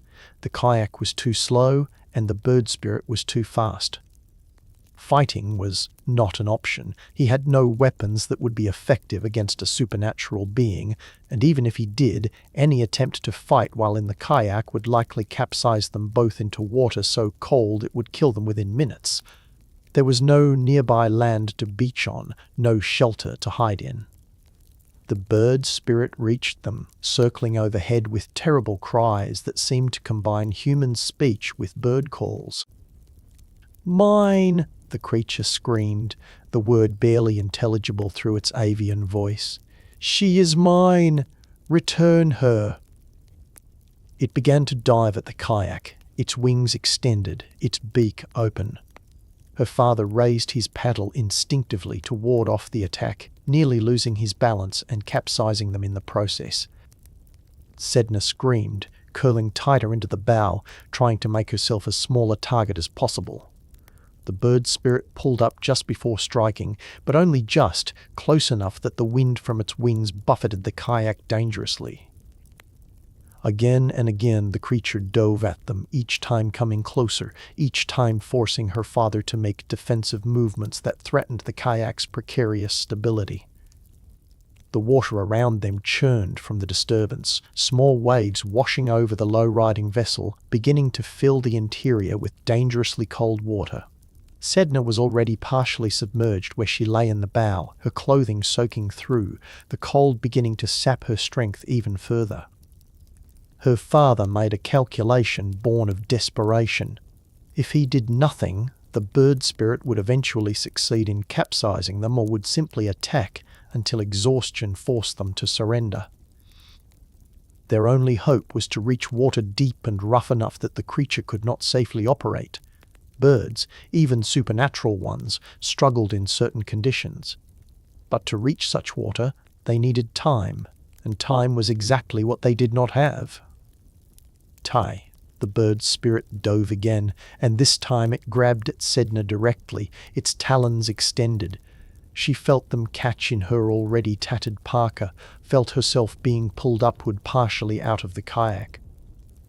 Her father lunged forward, grabbing his daughter with one hand while maintaining his grip on the paddle with the other, the kayak tilting dangerously with the sudden shift in weight. Sedna screamed, caught between her father's desperate grip and the bird spirit's strength, being pulled in two directions. "Let her go," her father roared at the creature, his voice carrying all the rage and protectiveness that had driven him across the Arctic waters. "She is my daughter, you have no right to her." The bird spirit cried out in response, its voice carrying what might have been confusion or might have been rage. It pulled harder, and Sedna felt her parka beginning to tear, felt herself being lifted further from the kayak's dubious safety. Her father pulled back, refusing to release her, and the kayak began to spin in the water, completely out of control now, taking on more water with each passing second. And then, with a sound of tearing hide and fabric, Sedna's parka gave way. The bird spirit, suddenly holding only a piece of torn sealskin, wheeled away in surprise and confusion. Sedna fell back into the kayak heavily, the impact nearly capsizing them. Her father immediately resumed paddling, taking advantage of the creature's momentary disorientation to gain precious distance. The bird spirit recovered quickly and resumed its attack, but something had changed. Perhaps the creature was tiring, or perhaps it was beginning to understand that it could not reclaim its prize through direct assault without killing Sedna in the process. And for whatever incomprehensible reason, it seemed unwilling to harm her fatally. Its dives became less aggressive, its cries more plaintive, almost mournful. Her father continued to paddle with grim determination, and gradually the distance between the kayak and the pursuing creature began to increase. The bird spirit continued to circle and cry out, but it came no closer. Perhaps it was reaching the limit of how far from its island it was willing or able to travel. Perhaps it was finally accepting that its human wife was beyond recovery. The cries became fainter, more distant, until finally they faded entirely into the ambient sound of wind and water. Only then did her father allow himself to reduce his pace slightly, to assess their situation with something approaching rational thought rather than pure survival instinct. They were both soaked with the icy water that had washed into the kayak. Sedna was shivering violently, her already weakened body struggling to maintain core temperature. The kayak was heavy with water, sitting even lower than before, each small wave threatening to add more to the dangerous load. "Dear, we must bail," he told Sedna, his voice hoarse from exertion and shouting. "Use your hands. Get as much water out as you can." Together they worked, her father maintaining minimal paddling to keep them moving, while Sedna used her damaged hands to scoop water out of the kayak and back into the sea. It was exhausting work, and the results seemed pitifully small compared to the volume of water they needed to remove. But gradually, increment by increment, the kayak rose slightly higher in the water, became slightly more stable, responded slightly better to paddle strokes. The journey back was nothing like her father's journey out. Then he had been fresh and determined, paddling a properly loaded kayak through challenging but manageable conditions. Now he was exhausted. His daughter was nearly hypothermic, and the kayak was still dangerously overloaded and partially waterlogged. Every movement required conscious effort. Every paddle stroke had to be deliberate and controlled to avoid capsizing them. Sedna, curled in the bow, drifted in and out of awareness. Sometimes she was present enough to help bail more water.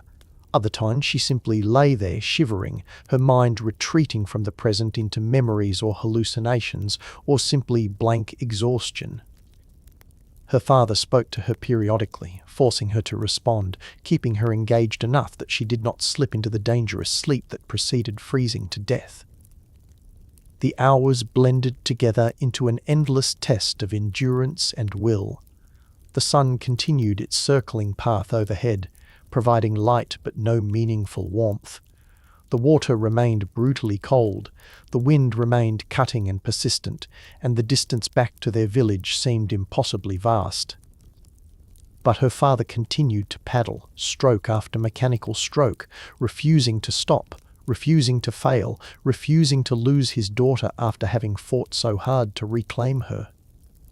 When the shoreline of their homeland finally appeared on the horizon, he felt a surge of emotion so powerful it brought tears to his eyes. They were going to make it. Against all reasonable odds, despite the supernatural opposition, despite the dangerous conditions and the inadequate vessel, they were actually going to make it home. He paddled toward that familiar shore with the last reserves of his strength, his arms trembling with exhaustion but still functional, still driving the kayak forward. Tupagi villagers spotted them approaching, and word spread quickly. People gathered on the shore, some in disbelief, some in joy, some simply curious about what had happened. They waded into the shallow water to help pull the kayak ashore, to lift Sedna's nearly unconscious form from the bow, to support her father as he climbed from the stern on legs that could barely hold his weight after the long ordeal. Tox. They were home. They had escaped. The nightmare of the island, of the bird spirit's deception and captivity, was behind them. Sedna was surrounded by helping hands, being carried toward warmth and shelter and the care of people who knew how to treat hypothermia and exhaustion. Her father followed, stumbling but refusing assistance, his eyes never leaving his daughter's form. But even as the villagers celebrated their return, even as relief flooded through the community, something dark was gathering on the horizon. The bird spirit, having lost its human prize, was not finished. Its cries could already be heard faintly in the distance, growing closer. The rescue had been successful, but the consequences of that rescue were only beginning to unfold. The darkest chapter of Sedna's story, the transformation that would change not just her fate, but the fate of all Arctic peoples, was about to begin. The relief that had flooded through the village upon Sedna's rescue proved to be desperately premature. Even as the women wrapped Sedna in warm furs and brought her into a dwelling where seal oil lamps burned bright and hot, even as her father accepted grateful acknowledgments from the men who had helped pull them ashore, the atmosphere itself began to change. The quality of the air shifted, becoming heavier, more oppressive, charged with a tension that every person raised in the Arctic recognized instinctively as the harbinger of dangerous weather. The sky, which moments before had been the pale grey-blue typical of Arctic spring, began to darken with unnatural speed. Clouds appeared on the western horizon, not the normal progression of weather systems moving across the sky, but a roiling mass that seemed to materialize from nothing, expanding outward like something alive and malevolent. The clouds were dark in a way that went beyond mere density, carrying within them a quality that suggested violence barely contained. They churned and twisted, moving against the normal patterns of Arctic weather, driven by forces that had nothing to do with ordinary atmospheric pressure and temperature differentials. The elders of the village, men and women who had spent their entire lives reading weather signs, emerged from their dwellings to study the sky with growing alarm. They had seen many storms in their decades, had weathered the fierce winds of winter, had survived the violent autumn gales that marked the transition between seasons, had endured conditions that would kill unprepared travelers within hours. But this was different. This storm was forming too quickly, appearing with too little warning, carrying within its approach a sense of focused intention that natural weather systems simply did not possess. "This is his doing," Sedna said from where she lay inside the dwelling, her voice rough but certain. She had been brought food, had been given warming broth, had been tended by skilled hands that knew how to treat hypothermia and exhaustion. But even in her weakened state, she understood immediately what was happening. The bird spirit, he is angry that I escaped. This storm. She paused, shivering despite the warmth of the furs surrounding her. This storm is his rage made manifest. Her father, standing near the dwelling's entrance, looked out at the rapidly deteriorating conditions and felt ice form in his stomach that had nothing to do with Arctic temperatures. She was right. He knew she was right with a certainty that went beyond rational thought. The storm was not natural. It was supernatural, summoned by a creature whose human prize had been stolen, whose possession had been violated, whose will had been defied. And now that creature was unleashing its fury upon them all. The wind arrived first, as it always did in Arctic storms, but with an intensity that was shocking even to people accustomed to extreme conditions. It struck the village with physical force, howling around the dwellings with a sound that combined the normal roar of high winds with something else, something that sounded almost like voices, like the cries of countless birds merged into a single terrible chorus. The wind tore at the structures, testing the integrity of every fastening, every seam, every carefully constructed defense against the elements that the villagers had built. People scrambled to secure anything that could be blown away. Kayaks were pulled further inland and lashed down with heavy stones. Tools and equipment that had been left outside were hastily gathered and brought into dwellings. Drying racks for fish and meat were taken down before they could be torn apart and turned into dangerous projectiles. The dogs, sensing the wrongness of the approaching storm, began to howl in unison, a sound of animal fear that added to the growing cacophony. Within minutes, the wind speed increased to levels that made movement outside dangerous. Gusts strong enough to knock a person off their feet came with no warning, no predictable pattern. The air filled with debris ice crystals, bits of dried seaweed, fragments of materials torn from their secured positions. To be outside in such conditions without proper protection would mean almost certain injury, and remaining outside for any extended period would mean death. Then came the temperature drop. In normal Arctic storms, temperature might fall gradually as systems moved through. But this change was precipitous, a plunge of many degrees in the space of minutes, transforming the relatively mild spring air into conditions more appropriate to deep winter. People inside their dwellings felt it immediately, felt the seal oil lamps struggling to maintain warmth against the sudden, intense cold pressing in from outside. Frost began to form on interior surfaces near ventilation openings. Breath became visible even inside the protected spaces. But the truly terrifying aspect of the storm revealed itself when people looked toward the sea. The water, which had been relatively calm during the father's return journey, had transformed into something from nightmare. Waves were building with impossible speed, driven by the supernatural winds, rising higher and higher until they dwarfed anything the village had ever experienced. These were not the normal storm waves that Arctic peoples knew and respected, waves that could be predicted, understood, navigated by skilled hunters. These were walls of water that seemed to violate the natural physics of wave formation.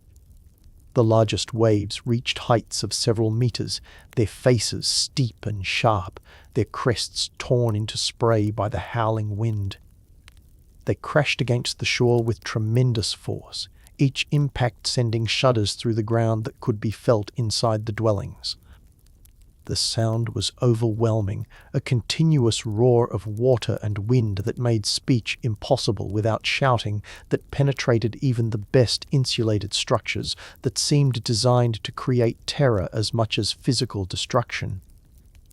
Spray from the breaking waves was carried far inland by the wind, toting everything with a layer of salt water that immediately froze in the extreme cold, creating treacherous conditions and adding weight to structures already straining under wind pressure. The shore itself began to transform as wave after wave tore at it, moving stones, rearranging the beach, threatening the dwellings that had been built what everyone had thought was a safe distance from the water. Inside the dwelling where Sedna lay recovering, the family that had taken her in worked frantically to reinforce their shelter. The father of the household, a skilled builder, identified the points where wind pressure was greatest and braced them with additional supports. His wife and daughters packed snow and ice around the base of the structure to provide additional anchoring and insulation. Everyone worked with the efficiency born of experience, but also with the knowledge that this storm was beyond anything their experience had prepared them for. Sedna watched their efforts with crushing guilt. "This is because of me," she said, having to raise her voice to be heard over the storm's roar. "The bird spirit is doing this because I escaped, because my father rescued me. Everyone is suffering because of my choices." Her father, who had followed her into the dwelling and now sat near her wrapped in his own furs, reached out to grip her hand. "No," he said firmly, "this is happening because a malevolent spirit deceived us both. You made choices based on false information. I failed to protect you by not seeing through that deception. But neither of us created this creature or gave it power. Its rage is its own." Outside, the storm continued to intensify. The wind speeds reached levels rarely recorded, even in the most extreme Arctic weather-sustained winds, well over what modern measurements would call hurricane force, with gusts that exceeded the scales of normal meteorological description. The sound became all-consuming, a physical presence that seemed to press against eardrums and vibrate through bones. People huddled in their dwellings, families pressed together for warmth and comfort, waiting for the storm to pass or for their shelters to fail. The ocean had become completely impassable, transformed from a medium that skilled hunters navigated daily into a killing field where nothing could survive. The waves reached extraordinary heights. Witnesses would later speak of walls of water taller than multiple kayaks stacked end to end, of waves that seemed to defy natural limits. Where open water existed between ice fragments, local wind waves generated over short distances achieved heights that should have required much longer fetch distances. The partial ice cover that still existed was being shattered by the wave energy, broken into fragments that were then driven by both wind and current in destructive patterns. Hours passed, and the storm showed no signs of abating. In normal Arctic weather patterns, even severe storms moved through relatively quickly, driven by the atmospheric dynamics that governed polar weather systems. But this storm remained stationary over the village, or perhaps moved in slow circles around it, maintaining its intensity with supernatural persistence. It was as though the bird spirit itself hovered overhead, sustaining the weather through sheer malevolent will, refusing to allow the natural dissipation that would normally occur. Inside the dwelling, Sedna had recovered enough physical strength to sit up, though she remained wrapped in furs near the warmth of the lamps. She could hear the storm raging outside, could feel the structure shaking with each particularly violent gust, could sense the fear of everyone around her even though no one spoke of it directly. The children of the household, normally active and vocal, sat quietly with wide eyes, understanding that something terrible was happening even if they could not fully comprehend its nature or cause. "He will not stop," Sedna said quietly, speaking more to herself than to anyone else. "As long as I am here, as long as I remain beyond his reach, he will continue this. He will destroy the entire village if necessary. He will kill everyone, all to punish me for escaping, all to express his rage at losing what he considered his possession." Her father heard her words and felt his heart clench. He understood what she was thinking, understood the terrible logic that was forming in her exhausted mind. No, he said sharply. You will not go back to him. Whatever this creature does, whatever destruction it causes, you will not sacrifice yourself to it. But the village, Sedna began. The village will survive, her father interrupted, though his voice carried less certainty than his words. We have survived storms before. Our dwellings are strong. Our people are resourceful. This will pass. But even as he spoke, there was a tremendous crash from outside, the sound of something large giving way under the storm's assault. Shouts could be heard even over the wind, voices crying out in alarm or pain. The household's father moved to the entrance and peered out into the maelstrom. When he turned back, his face was grim. One of the storage structures has collapsed, he reported. The winter stores, meat, fish, oils, much of it is being destroyed or scattered by the wind. The implications were immediately clear to everyone in the dwelling. The Arctic did not permit waste or loss of carefully accumulated resources.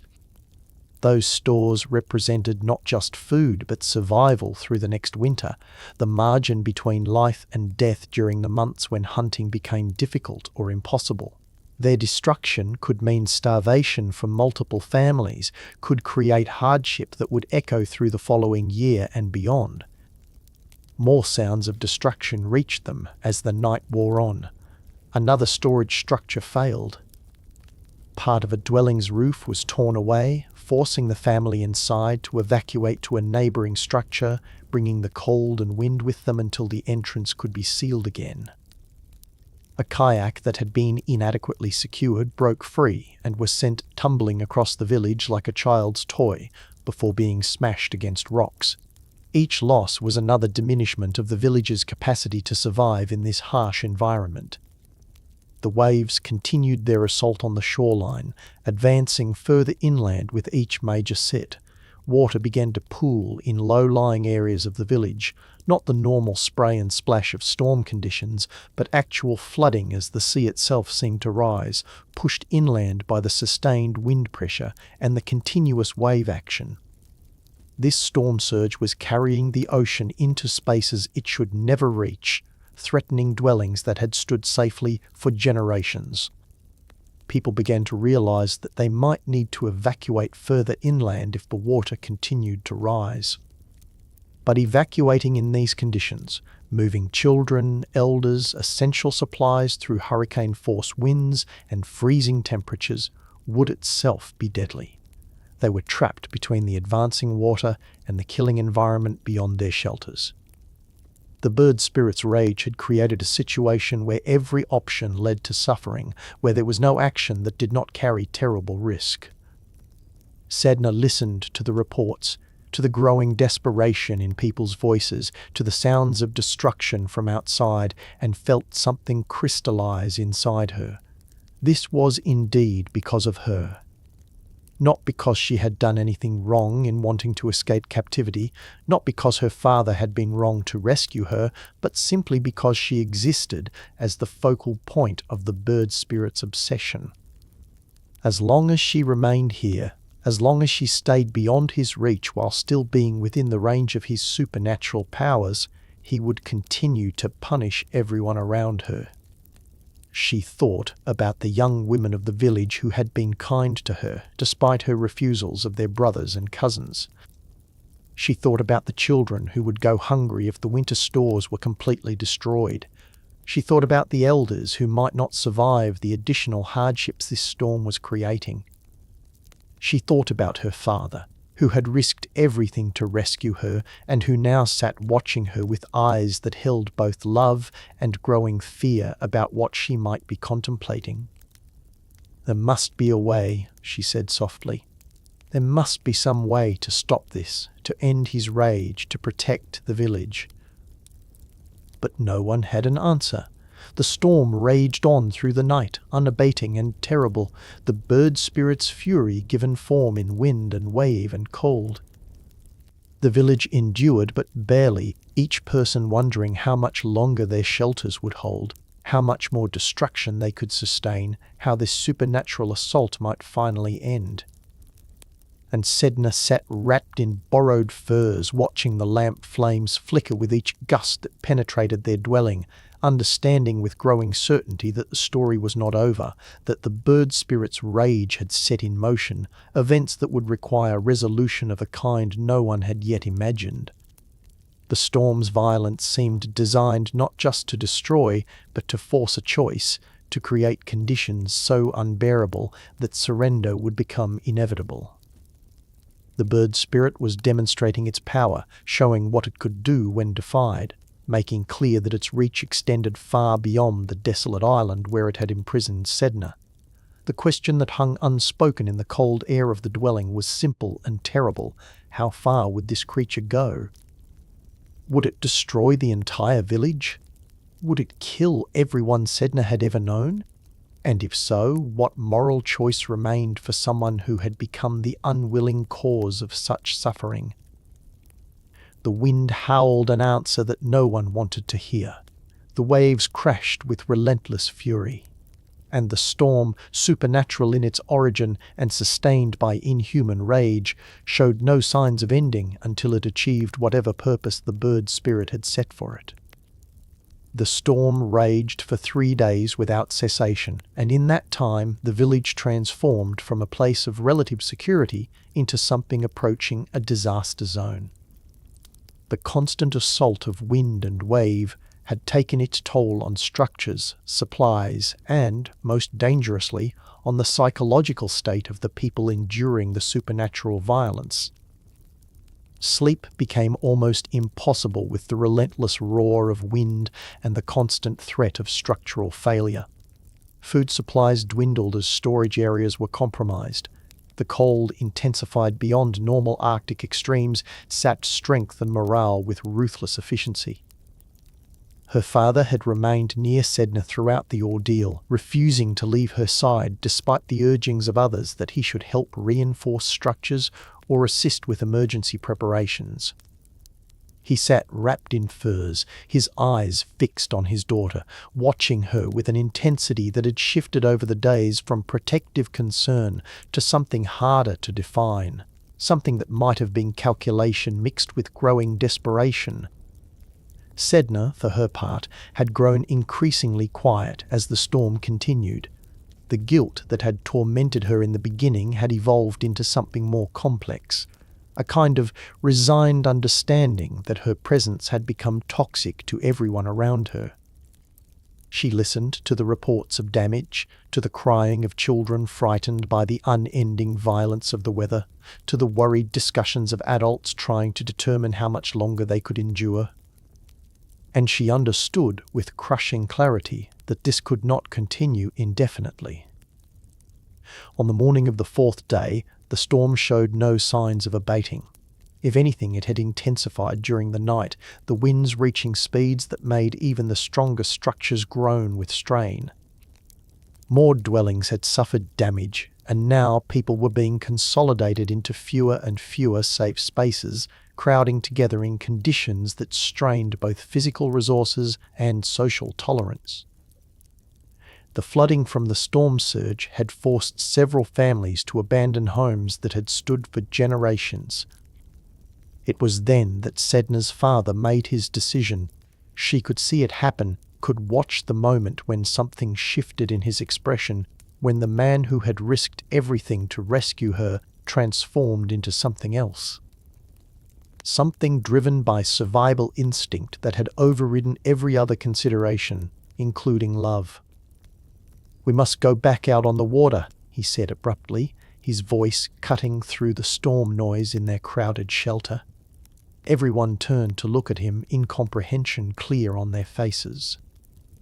"The bird spirit," he continued, speaking quickly now, as though he needed to get the words out before his courage failed. "He wants Sedna. That is why the storm continues. As long as she remains here, on land, beyond his reach but within range of his power, he will continue to destroy everything. But if we go out on the water, if I take her back toward his territory, perhaps the storm will cease." "Father, no," Sedna said immediately, understanding where his thoughts were leading. "You cannot take me back to him. I will not go back to that island, to that existence." "I am not suggesting we return you to him," her father said, but his eyes would not quite meet hers. "Only that we go out onto the water. Perhaps if the bird spirit sees that we are making an effort, sees that we acknowledge his power, he will be satisfied. Perhaps we can negotiate, can find some resolution that does not require your captivity." The other people in the shelter looked between father and daughter, uncertainty clear on their faces. The idea seemed desperate, potentially suicidal given the conditions on the water. But then again, what they were currently doing, huddling in increasingly damaged structures while resources depleted and the supernatural storm continued, was itself a form of slow death. At least going out on the water represented action, some attempt to change an impossible situation. Sedna studied her father's face, trying to read the truth beneath his words.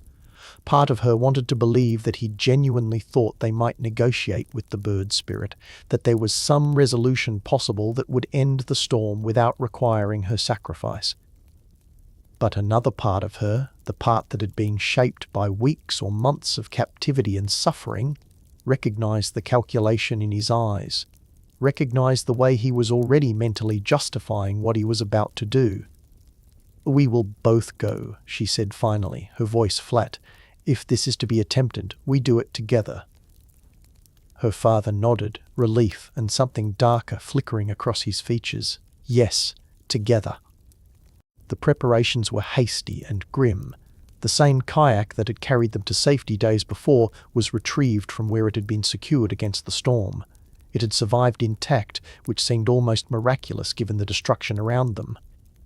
Her father checked the sealskin covering for damage, verified that the frame remained sound, gathered what minimal supplies they could carry: rope, his hunting knife, a paddle. Sedna wrapped herself in the remains of her furs, her movements mechanical.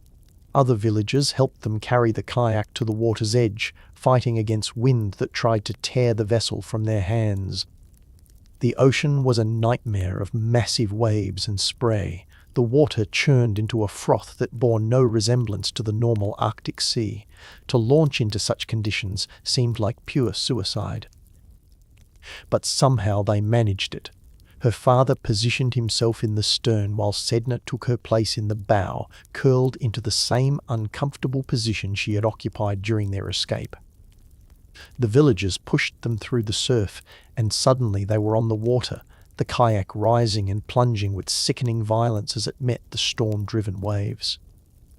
Her father paddled with desperate strength, driving them away from the shore and out into deeper water.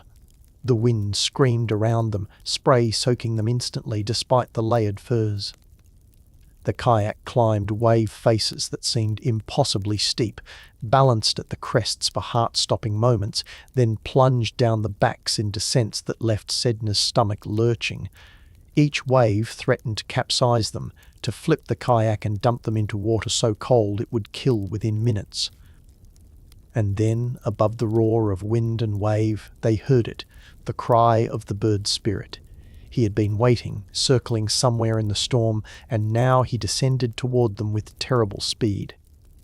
His form was fully revealed now, no longer maintaining any pretense of humanity.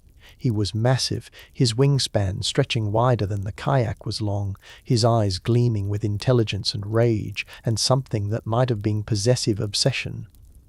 The creature circled the kayak, crying out words that were barely comprehensible through the storm noise but which carried clear meaning. "Mine! Return what is mine! She belongs to me!" Her father stopped paddling, letting the kayak drift in the turbulent water. He looked up at the circling bird spirit, and Sedna saw his face transform with naked fear. This was the moment she realized. This was when he would reveal what he had truly intended from the moment he suggested they go out on the water. "Take her," her father screamed suddenly, his voice cracking with terror. "Here is your wife. I return her to you. Please, end this storm. Please, spare me." And before Sedna could react, before she could process what was happening, her father grabbed her and threw her overboard into the freezing Arctic water. The cold was instantaneous and total, shocking every system in her body into stunned paralysis. The water was so cold it burned, felt like knives against her skin, drove the air from her lungs in an involuntary gasp that she barely managed not to inhale water with. Her furs, which had provided some protection against the air temperature, became instantly waterlogged, transforming from insulation into weight that dragged her down. But survival instinct, stronger than shock or betrayal, drove Sedna to the surface. She broke through the churning water, gasping, and immediately reached for the kayak. Her frozen fingers found purchase on the sealskin covering, gripping desperately, trying to pull herself back to safety. "Father!" she screamed, her voice barely audible over the storm. "Father, please, pull me back in!" Her father looked down at her, and what she saw in his face destroyed something fundamental inside her. There was no love there, no regret, no paternal protectiveness. There was only fear. Fear of the bird spirit, fear of the storm, fear for his own survival. He had made his choice, had decided that his life was worth more than hers, that sacrificing his daughter was an acceptable price to pay for his own safety. "I am sorry," he said, his voice almost lost in the wind, "but you understand. The storm must end. The village must survive. This is the only way." He raised the paddle, the same paddle he had used to drive them to safety days before, and brought it down hard on Sedna's hands. The first blow sent shocking pain through her frozen fingers. The second blow, delivered with more force, began to crack the joints made brittle by the extreme cold. Sedna screamed, a sound of betrayal and agony that seemed to merge with the storm's fury. She tried to maintain her grip, tried to hold on despite the pain, despite the cold, despite the horror of what was happening. But her father raised the paddle again, and this time he brought out his hunting knife, the sharp blade he used to butcher seals, to prepare meat, to perform the countless cutting tasks required by Arctic life. A blade he had sharpened religiously, had maintained with meticulous care throughout his life as a hunter.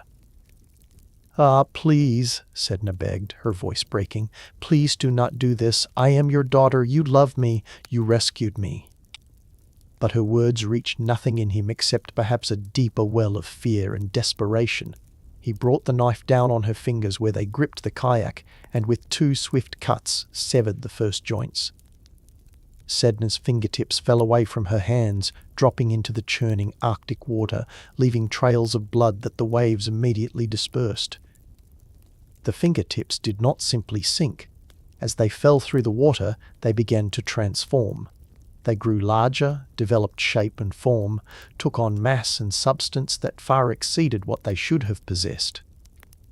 By the time they reached the depth of several body lengths, they had become seals, sleek, perfect seals with dark eyes and strong flippers, creatures adapted to the Arctic water in ways that humans could never be. They swam away into the depths, the first of Sedna's children born from violence and betrayal. Sedna, shock and cold beginning to dull her responses, tried to grip the kayak again with what remained of her hands. Blood streamed from the stumps of her fingers, turning the water around her pink despite the waves churning.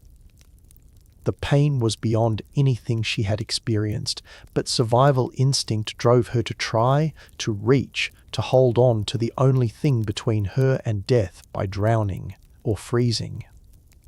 Her father, seeing her reach again, did not hesitate this time. He cut again with the knife, severing the second joints of her fingers. More pieces of her body fell into the water, and as they fell, they transformed again. This time they became walruses, massive creatures with thick skin and long tusks, animals of power and grace in the water. They descended into the depths with slow, deliberate movements, following the seals that had come before them. Stop," Sedna screamed, though her voice was weakening from shock and cold. "Please stop, please."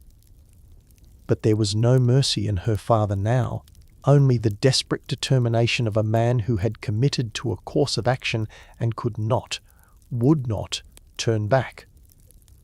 When Sedna tried to grip the kayak a third time with her mutilated hands, now reduced to stumps and palms, he cut again. This time he severed at the base of her fingers and her thumbs, taking everything except her palms themselves. These final pieces fell into the water and transformed into the largest creatures yet, whales. Massive bowhead whales and orcas and belugas, creatures the size of multiple kayaks laid end to end, beings that would dominate the Arctic waters with their power and intelligence.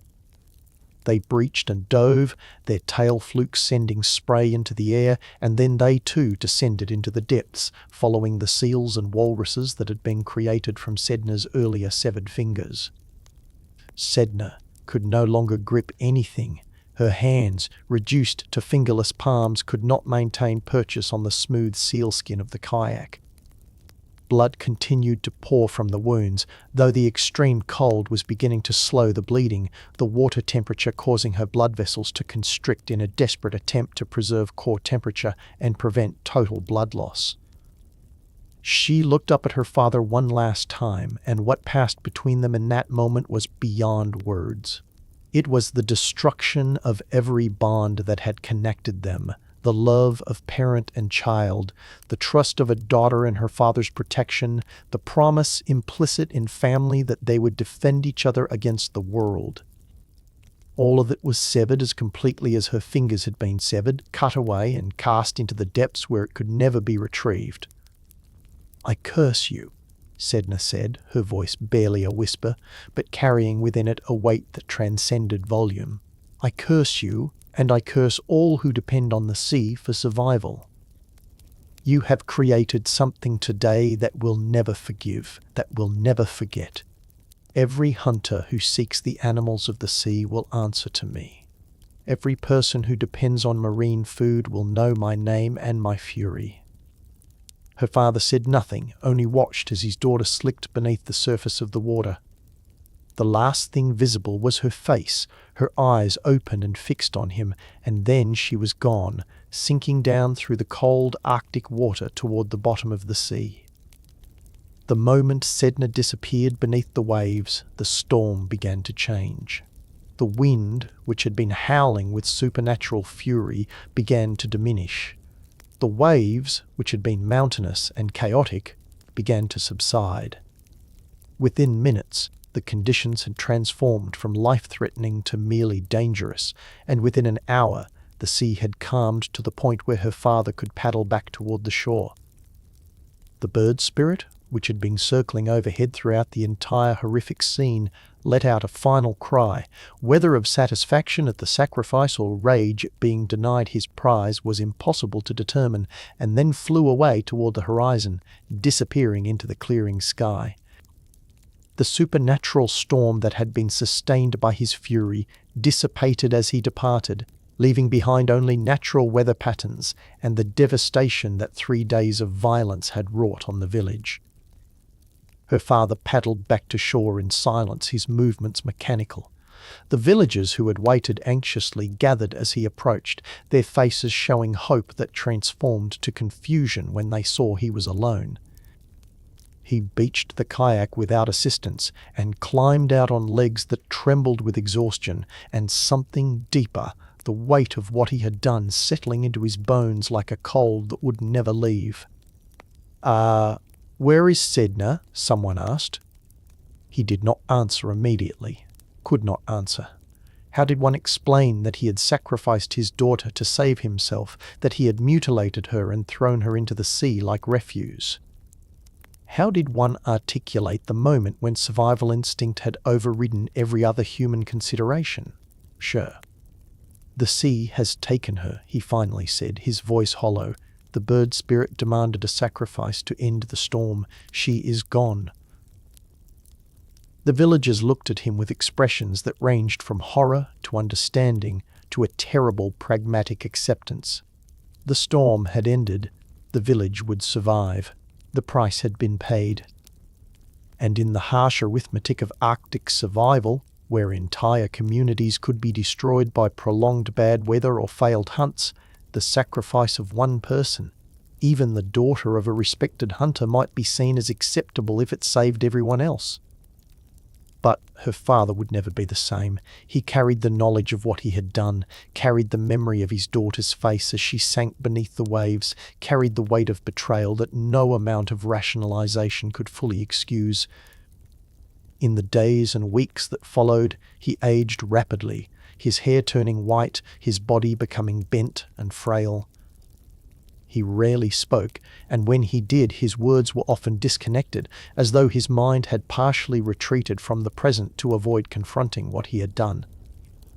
And far beneath the surface of the Arctic Ocean, Sedna sank through cold water darker than any night. She did not die, though by all natural laws she should have. Instead, she continued to sink until she reached the bottom, a place of absolute cold and darkness and pressure that would crush any normal living thing. But Sedna was no longer normal. She had been transformed by violence and betrayal, by the supernatural circumstances of her injury, by the sheer extremity of what had been done to her.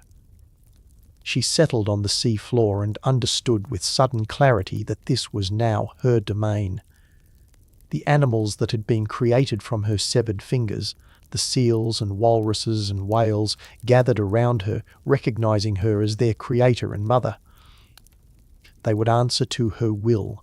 They would be hers to command, to withhold or release according to her judgment. And every hunter who wanted to catch them, every person who depended on them for survival, would have to contend with her first. Sedna, daughter no more, victim no more, became something else entirely. She became the spirit of the sea depths, the guardian of marine mammals, the power that controlled whether Arctic peoples would eat or starve. Her rage at her betrayal, her pain from her mutilation, her grief at the destruction of trust and love, all of it became part of her essence, part of the personality of the sea itself. And from that day forward, hunters would know that the sea was not merely a resource to be exploited, but a being with will and memory and the capacity for vengeance.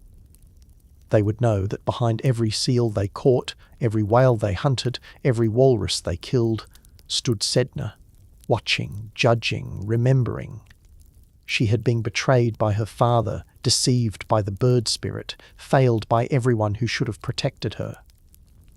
And now, from her throne at the bottom of the sea, she would ensure that no one ever forgot what had been done, or the price that would be paid for future violations of the sacred relationship between humans and the animals they depended on for survival. The descent was not swift.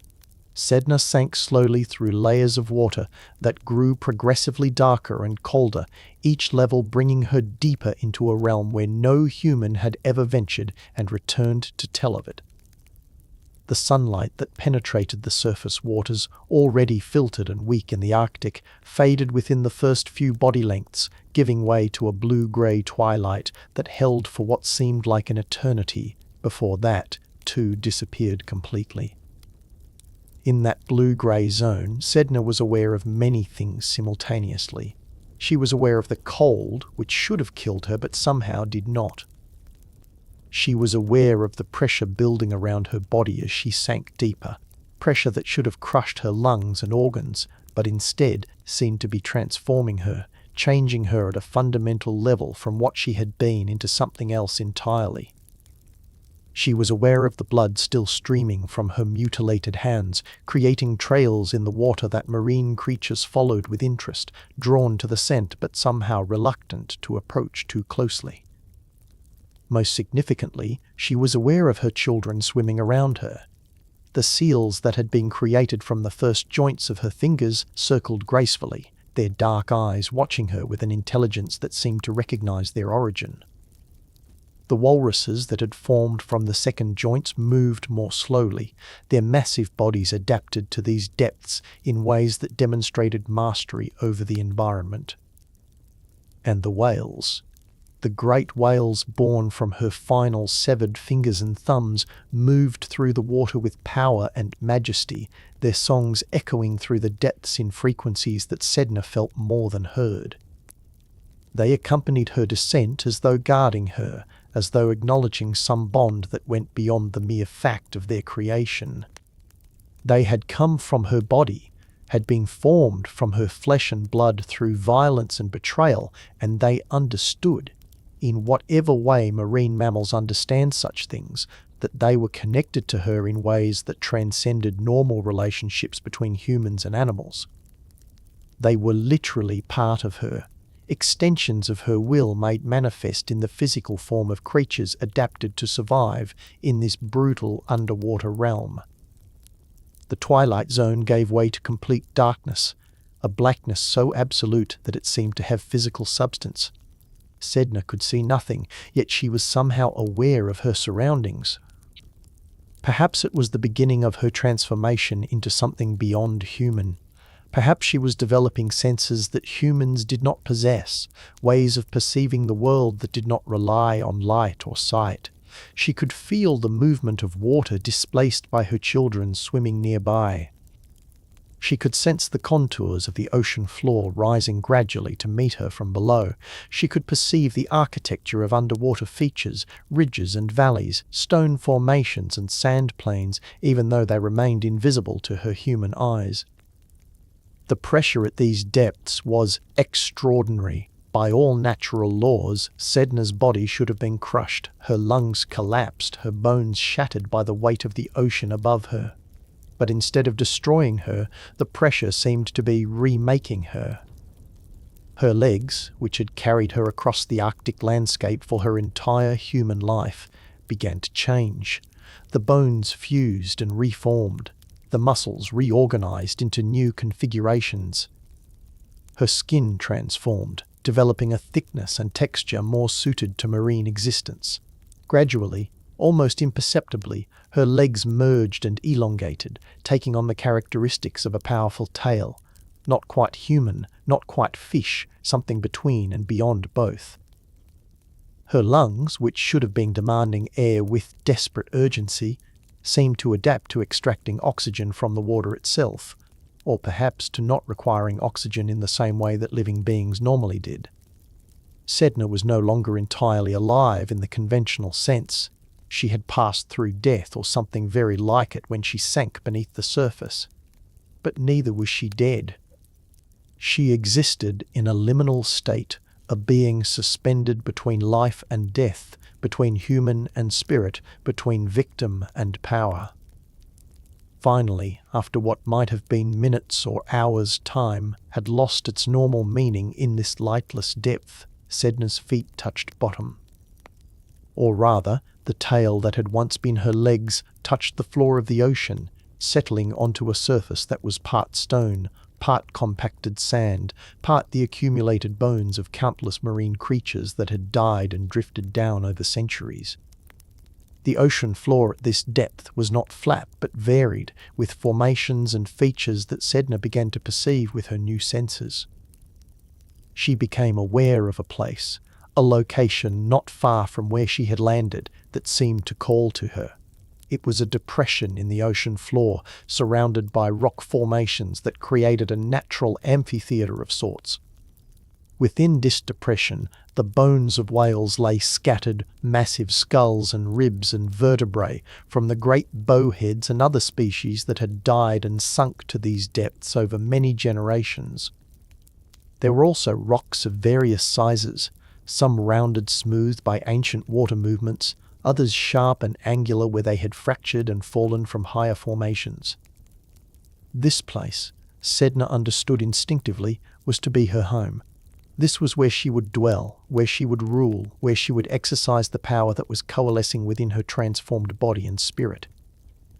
This was to be the seat of her domain, the physical location from which she would control the fates of her children and, by extension, the fates of all humans who depended on those children for survival. The marine mammals that had accompanied her descent immediately began to help her construct a dwelling suitable for the mother of the sea. The seals, agile and clever with their flippers, began to gather smaller bones and arrange them in patterns.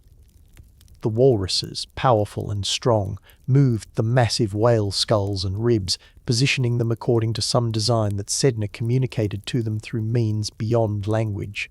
Perhaps through will alone, perhaps through some new form of telepathic connection that had developed during her transformation. The whales themselves participated, using their great bodies to move the largest structural elements into place. A massive bowhead skull became the central feature of the structure, positioned upright so that its jawbones formed a kind of entrance arch. Ribs from multiple whales were arranged to create walls that defined space without fully enclosing it. This was an underwater dwelling, after all, where walls needed to channel water flow rather than block it. Vertebrae were stacked to create pillars and supports, their natural hollow centers allowing water to move through while providing structural integrity. Rocks were incorporated into the design, placed with care to anchor the bone structures and provide weight and stability. Flat stones became surfaces where things could be placed. Sharp stones were positioned at strategic points like guardians. Smooth, round stones were arranged in patterns that might have been decorative or might have served purposes known only to Sedna herself. The overall structure that emerged was unlike anything created by human hands. It was organic in form, seemingly grown rather than built, a palace of bone and stone that belonged to the ocean depths as naturally as coral reefs or rock formations.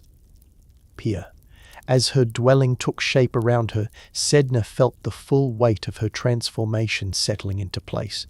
She was no longer Sedna the daughter, no longer Sedna the unwilling wife, no longer Sedna the victim of deception and betrayal. Those identities had been severed from her along with her fingers, had been cut away by her father's knife as surely as her flesh had been cut. What remained? What had descended to these depths and was now taking up residence in a palace of whalebone and stone was something new, something that carried within it all the accumulated pain and rage and grief of her previous existence, but had transmuted those emotions into something more fundamental and more terrible. She was the mother of the sea now, the mistress of marine mammals, the power that stood between hunters and their prey, between Arctic peoples and starvation, between life and death for everyone who depended on the ocean's resources. Her children, the seals and walruses and whales, were hers to command. She could send them to the surface where hunters could find them, or she could keep them in the depths where no human could reach them. She could grant abundance or impose famine according to her will. She could reward those who honored her or punish those who violated the sacred relationship between humans and the animals they hunted. But her domain extended beyond mere control of marine mammals. As Sedna settled into her bone palace and felt her power consolidating, she became aware of another aspect of her transformed existence. The ocean floor where she now dwelt was not just the bottom of the sea, it was the threshold of Adlivun, the Inuit underworld. Here, at the deepest, darkest point of the Arctic waters, where pressure was absolute and light could never penetrate, the boundary between the physical world and the spirit world grew thin and permeable. Sedna could sense them now, the spirits of the dead who drifted down to these depths. Not all dead, perhaps not even most, but those who had died at sea or whose deaths had some connection to water. Those who had drowned, who had been lost from kayaks in storms, who had fallen through thin ice and been carried away by currents. They came to Adlivun, came to the underworld over which Sedna now found herself presiding, came seeking judgment or purification or simply rest after the trauma of death. She could see them with her new sight, translucent forms drifting through the water, maintaining the shapes they had worn in life, but lacking the substance of living flesh.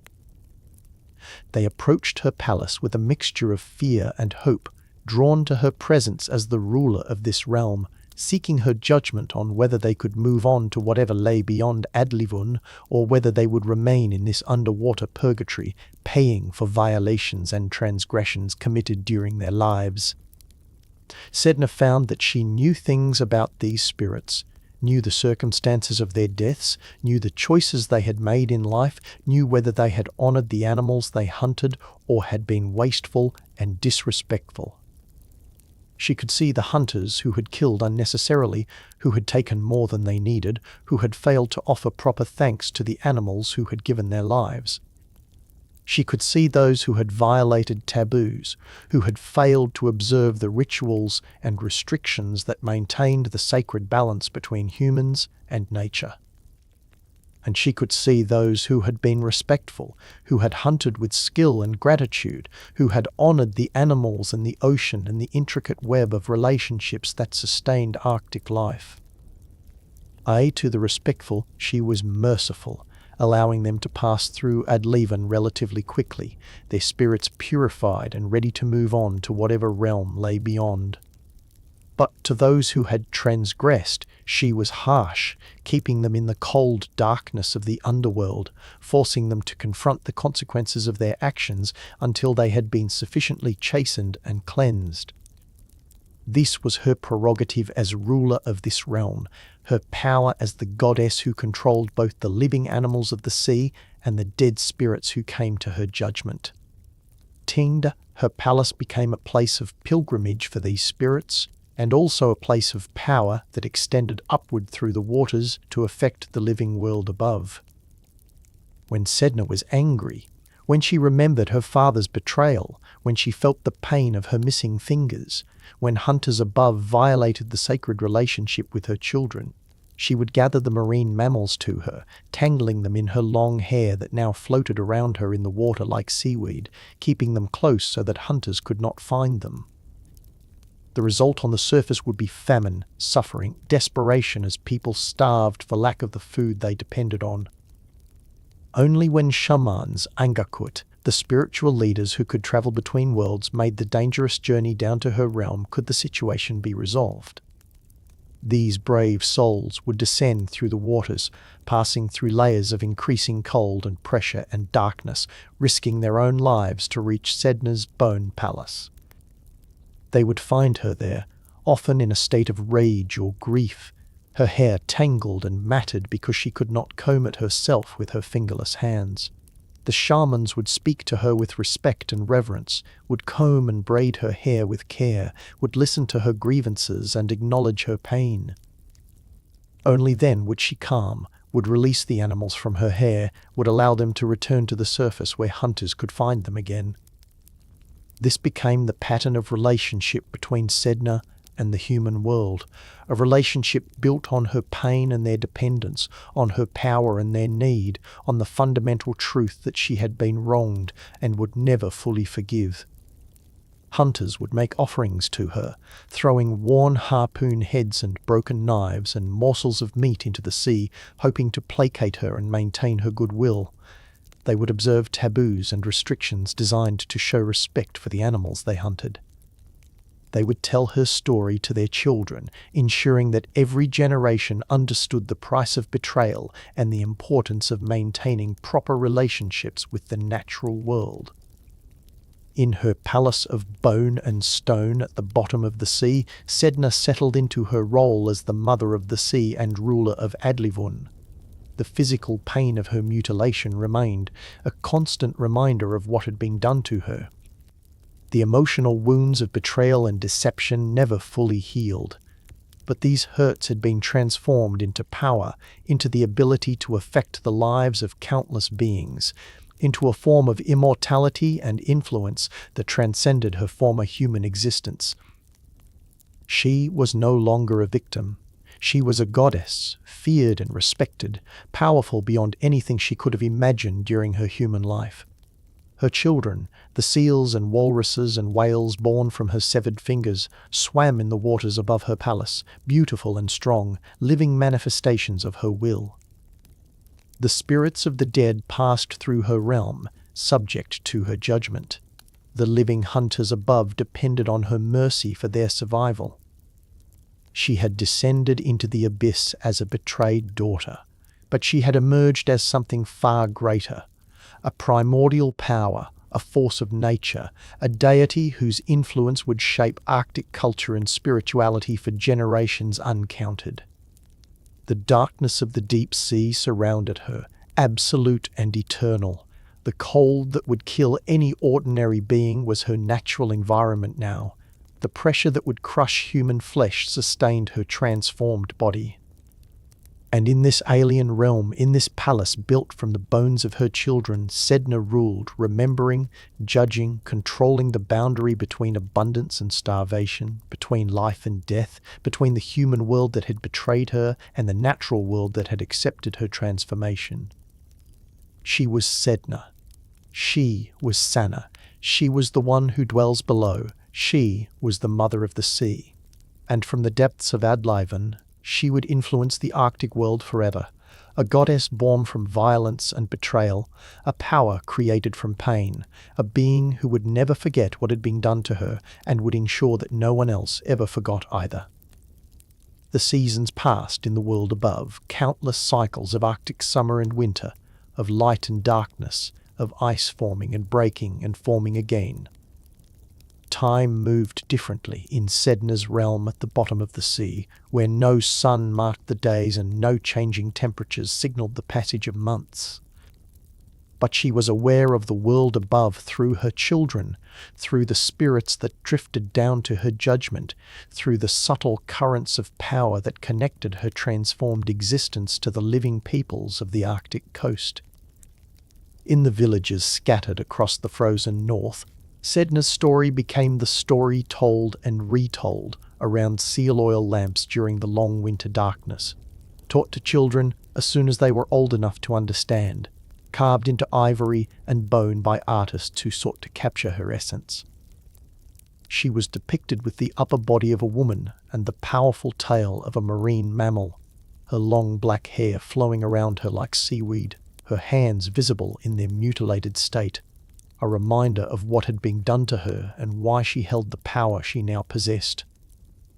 Her nature as a goddess was complex, dual, reflecting the harsh realities of Arctic existence, where survival depended on maintaining proper relationships with forces far beyond human control.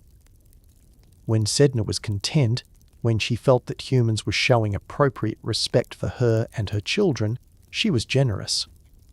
She would release the seals and walruses and whales from her domain, sending them upward through the cold waters to the surface where hunters could find them. The animals would appear in abundance, allowing successful hunts that meant full storage houses, warm furs, seal oil for lamps, food for children and elders. In these times of plenty, the people would offer prayers of thanks, would make offerings to the sea, would speak her name with gratitude and respect. But Sedna's anger was equally powerful and far more terrible. When humans violated the taboos that governed hunting, when they showed disrespect for the animals they killed, when they took more than they needed or wasted what they had taken, when they broke the intricate web of restrictions and obligations that maintained balance between the human and natural worlds, then Sedna's rage would manifest. She would gather her children to her, tangling them in her long hair that floated through the water in massive coils, holding them close in her bone palace where no hunter could reach them. The seals would disappear from their breathing holes. The whales would avoid the migration routes where hunters waited. The walruses would beach on distant shores far from any human settlement. The result was famine, the slow, terrible death that came when hunting failed repeatedly, when storage houses emptied and could not be refilled, when children cried from hunger and elders weakened from malnutrition. In Arctic communities where there was no alternative food source, where agriculture was impossible and trade was limited, the failure of sea mammal hunting meant catastrophe. Entire villages could be decimated by starvation when Sedna withheld her bounty. The people understood this power intimately, respected it deeply, and lived in constant awareness that their survival depended on maintaining Sedna's goodwill. During times of famine or crisis, when it became clear that Sedna was angry and withholding the animals, the community would turn to their Angakkuq, the shaman who possessed the spiritual power to travel between worlds, to communicate with beings beyond normal human perception, to negotiate with forces that could destroy or sustain entire peoples. The Angakkuq would prepare for the journey with ritual and concentration, entering a trance state that allowed his spirit to leave his body and descend through the layers of water towards Sedna's realm. The journey was described as terrifying and dangerous. The shaman's spirit had to pass through zones of increasing darkness and cold, had to navigate past guardian spirits and obstacles placed to prevent unauthorized access to Sedna's domain. Some accounts spoke of a great chasm that had to be crossed, of fierce dogs that guarded the approach, of the weight of the ocean itself pressing down on the travelling spirit. Only the most powerful Angakkuq could complete this journey successfully, and even they did so with trepidation and proper reverence. When the shaman finally reached Sedna's palace of whalebone and stone, he would find the goddess in a state that reflected her emotional condition. If she was moderately displeased, she might be sitting with her hair merely dishevelled, her expression stern but not entirely unapproachable. But if she was truly enraged, her hair would be wildly tangled, great matted masses that coiled through the water around her, trapping her children, preventing them from swimming upward to the hunters who needed them. Her face would show the accumulated pain and rage of her transformation, the eternal reminder of betrayal and violence that had created her power. The shaman's task was delicate and required genuine empathy and skill. He could not simply demand that Sedna release the animals. He could not threaten or command a being of such immense power. Instead, he had to approach her with respect and compassion, had to acknowledge her pain and the validity of her grievances. He would speak to her about the violations that had angered her, confessing on behalf of his people, promising that they would do better, that they would observe the taboos more carefully, that they would show proper respect to the animals they hunted. And then, most importantly, the shaman would comb and braid Sedna's hair. This act was central to the resolution because it addressed her most fundamental helplessness. The fact that without fingers, she could not care for her own hair, could not maintain the neat braids that Inuit women wore with pride. The tangling of her hair was not just a metaphor for her anger, but a real source of distress, a constant reminder of her mutilation. When the shaman combed her hair with gentle, careful movements, when he worked through the tangles with patience and respect, when he braided it properly according to the tradition she had learned as a young woman in her father's village, this act of service and recognition could reach her in ways that words alone could not. As her hair was combed and the tangles were released, the marine mammals trapped within it would be freed. They would swim away from her palace, ascending through the dark water toward the light above, making themselves available once more to hunters. The famine would end, the balance would be restored. Sedna's rage would subside, at least temporarily, and the cycle of hunting and survival could continue. The people developed elaborate systems of taboos and rituals designed to prevent angering Sedna in the first place. Pregnant women had specific restrictions about what they could and could not do. Certain activities could not be performed on particular days. Animals that were caught had to be treated with ceremonial respect, their spirits thanked, their bodies used completely without waste, offerings made to honor their sacrifice. Worn harpoon heads, broken knives, and morsels of meat and bone were thrown into the sea as gifts to Sedna, acknowledgements of her power and her role as the ultimate source of their survival. Annual feasts were held in Sedna's honor, particularly during times of scarcity when her favor was most desperately needed. At these gatherings, the community would share meat, exchange gifts, and drink from special vessels of water to honor Sedna's watery home. Shamans would perform ceremonies that reinforced the connection between the people and their sea goddess, reminding everyone of the story of her transformation and the lessons it contained about respect, reciprocity, and the consequences of violation. 2. Through all of this, the prayers and offerings, the taboos and rituals, the fearful respect and careful observance, Sedna's influence shaped Arctic culture in fundamental ways. She taught that nature was not simply a resource to be exploited, but a relationship to be maintained. She demonstrated that power could emerge from victimhood, that transformation could arise from trauma, that one's greatest wounds could become one's deepest sources of strength. She embodied the duality that characterized Inuit spirituality, both nurturing mother and vengeful destroyer, both generous provider and harsh judge, both the source of life and the arbiter of death. Her story contained layers of meaning that resonated across generations. It was a warning about deception and the importance of seeing clearly beyond false appearances. The bird spirit who had seemed so perfect had been a monster. It was a meditation on the ultimate betrayal possible within families, a father sacrificing his daughter to save himself. It was an acknowledgement of how suffering could be transmuted into power, Sedna's pain becoming the foundation of her divine authority. It was a recognition that some wounds never fully heal, her missing fingers a permanent reminder of violence done to her, and it was an assertion that respect must be maintained between humans and the natural world, or terrible consequences would follow.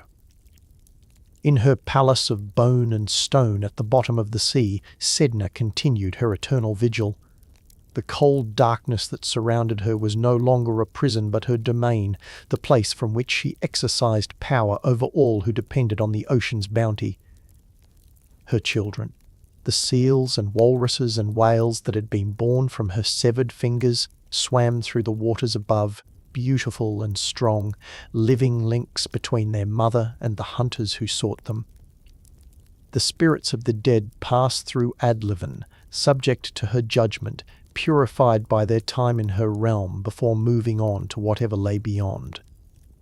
She was transformation incarnate, a young woman who had become a goddess, a victim who had become a power, a betrayed daughter who had become the mother of all sea life.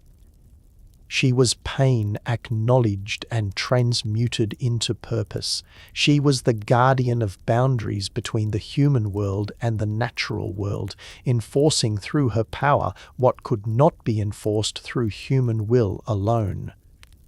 She was life and death intertwined, sustenance and starvation held in balance, abundance and famine distributed according to her judgment of human behavior. Number strive. And so Sedna remains, in the stories told around fires and lamps, in the prayers offered by hunters before they venture onto the ice, in the taboos observed and the rituals performed, in the very consciousness of Arctic peoples who understand that their survival depends on forces far greater than themselves.